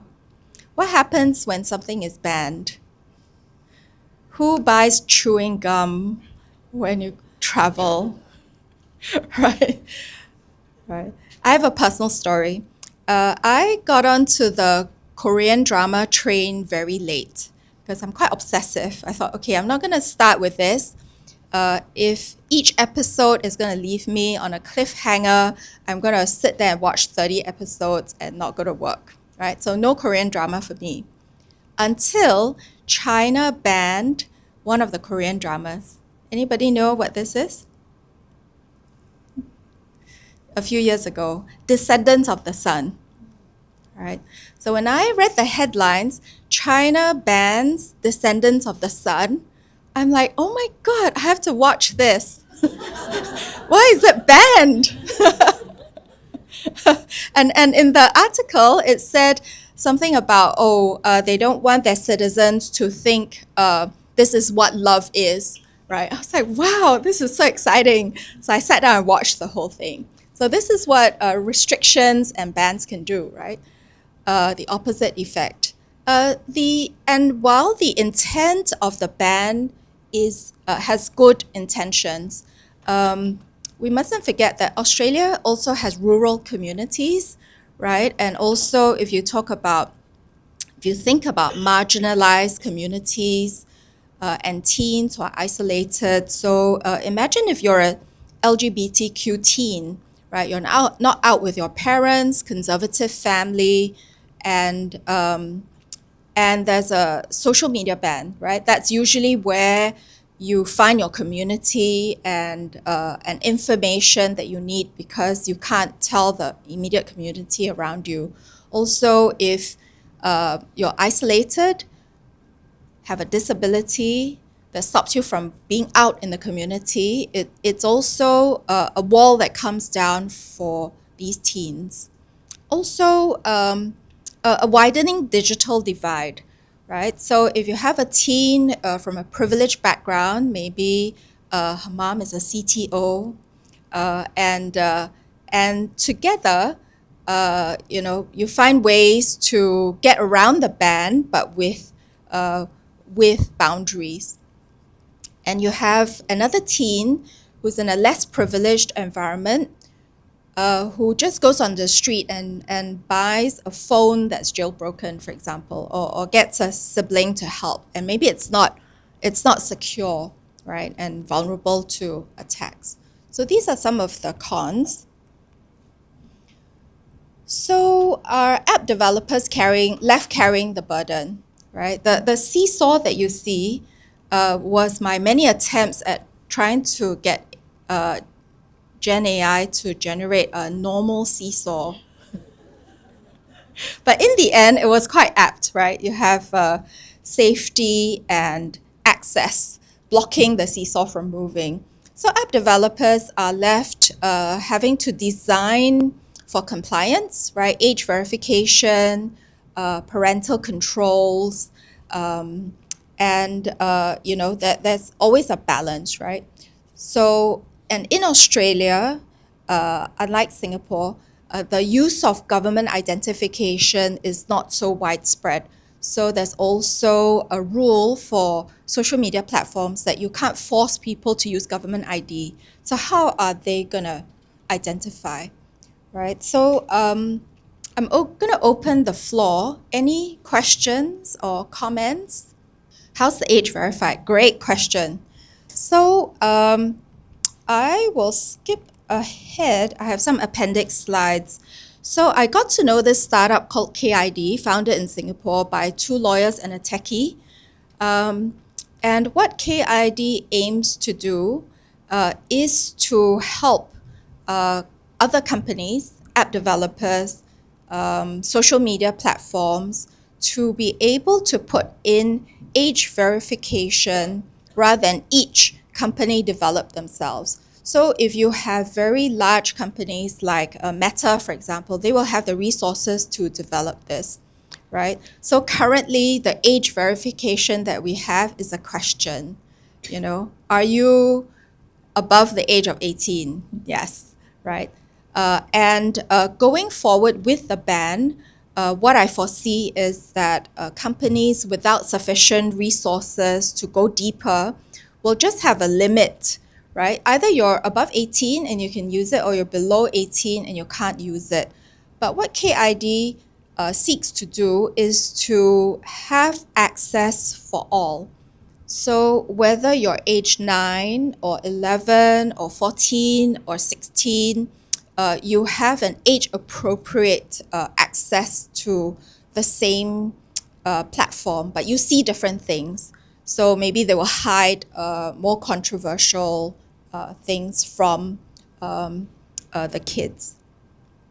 Also, the age of when you become a kid to an adult is different in every country. So this seeks to do that too. And as for age verification, there's another tool that they have in KID, which is it will do, they will look at your face and try to work out how old you are, Okay, yes. I know everybody's like, oh my, right, yeah. Not sure if it, whether it differs, whether you take Asian faces or you take Western faces, it will be the same. Many questions in my mind. I would love to see it, and also the data privacy aspects, right?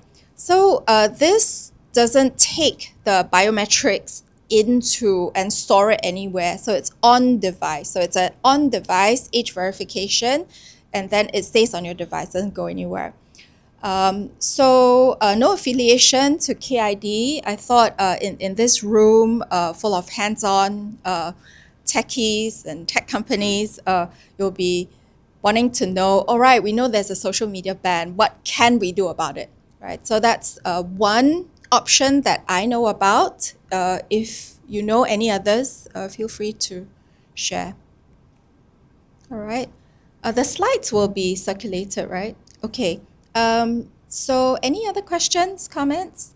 Yeah, it's a great question, Paul. So I don't know if you could all hear Paul, but it's about social media being omni-channel, right? And how I'm summarizing how would it affect education and also it going to different countries, right? And real time at the same time. Yeah, these are the challenges, and that's why it's created such a buzz, right? But at the moment, they've called out only Facebook, Instagram, X. And even on a good day, I can't go to X without getting triggered, right? In my mind, that's a good one to stop. Snapchat, lots of teens meet people on Snapchat and Instagram.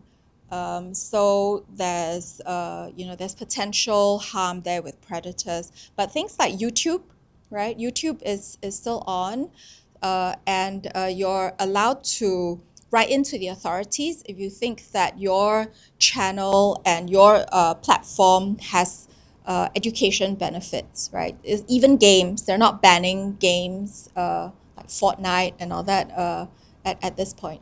Yeah, so is the social media ban feasible, right? And all the different layers that come with it. It is a highly charged discussion. If you watch Australian news, there are parents going on who are unhappy about the ban.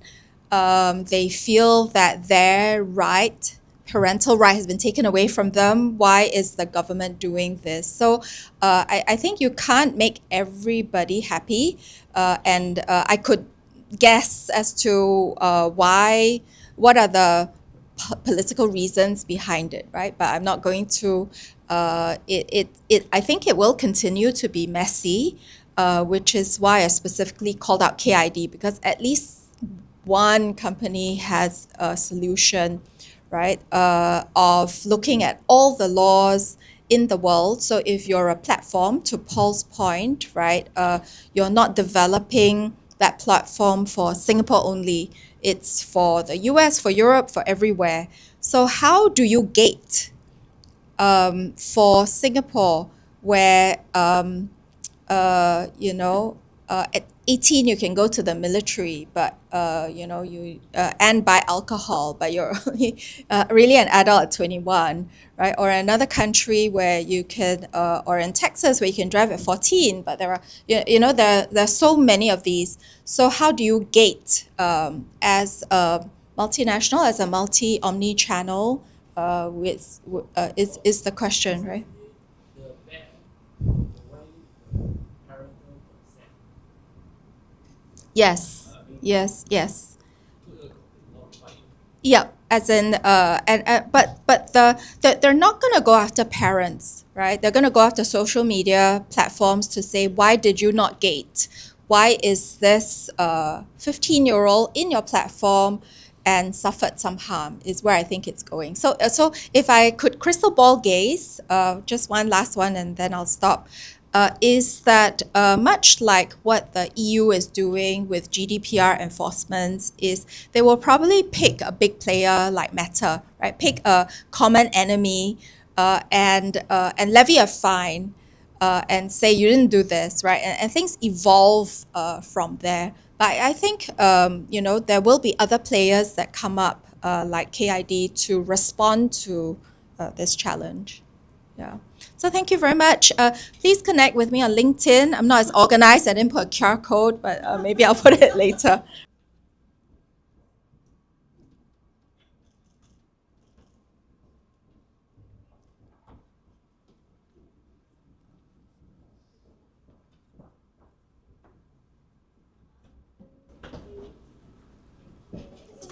Thank you so much, Lorraine, and thank you to all our speakers today. I see that we have a feedback. Perhaps you guys could actually scan the QR code and fill in a feedback. We have also come to the end of this She Leads Tech conference. Thank you for coming down and celebrating International Women's Day together. For now, let's get together and also do a group photo. Okay. Okay, sorry. Yes, go ahead. Thank you, Kelsey. Yeah, so we have come to the end. Before I gather you here, please take just 1 minute to complete this feedback. I hope you have enjoyed the session that we put together for you, including the topics as well as the speakers. I've taken away a lot of pointers, yeah. So I hope you do that too. So for those who have completed the feedback, please step forward. We'll take a group picture here. And then, you can complete the rest of the day your own way. Thank you so much. People online, please also complete the feedback form. Just scan the QR code. This is safe, okay? Yeah. And then you can log out. Thank you. Sorry, guys, I missed the beginning about whoever's looking for internship or graduate opportunity. Please just ping me on LinkedIn. Wow. I am always recruiting. Okay. All right. Yeah, But good you have to news. be good. I'm very strict. Oh, you have to be good. Already funny.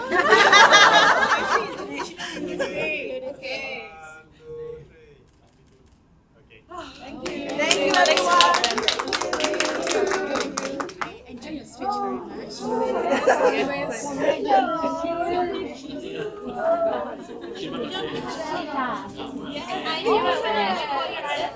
you.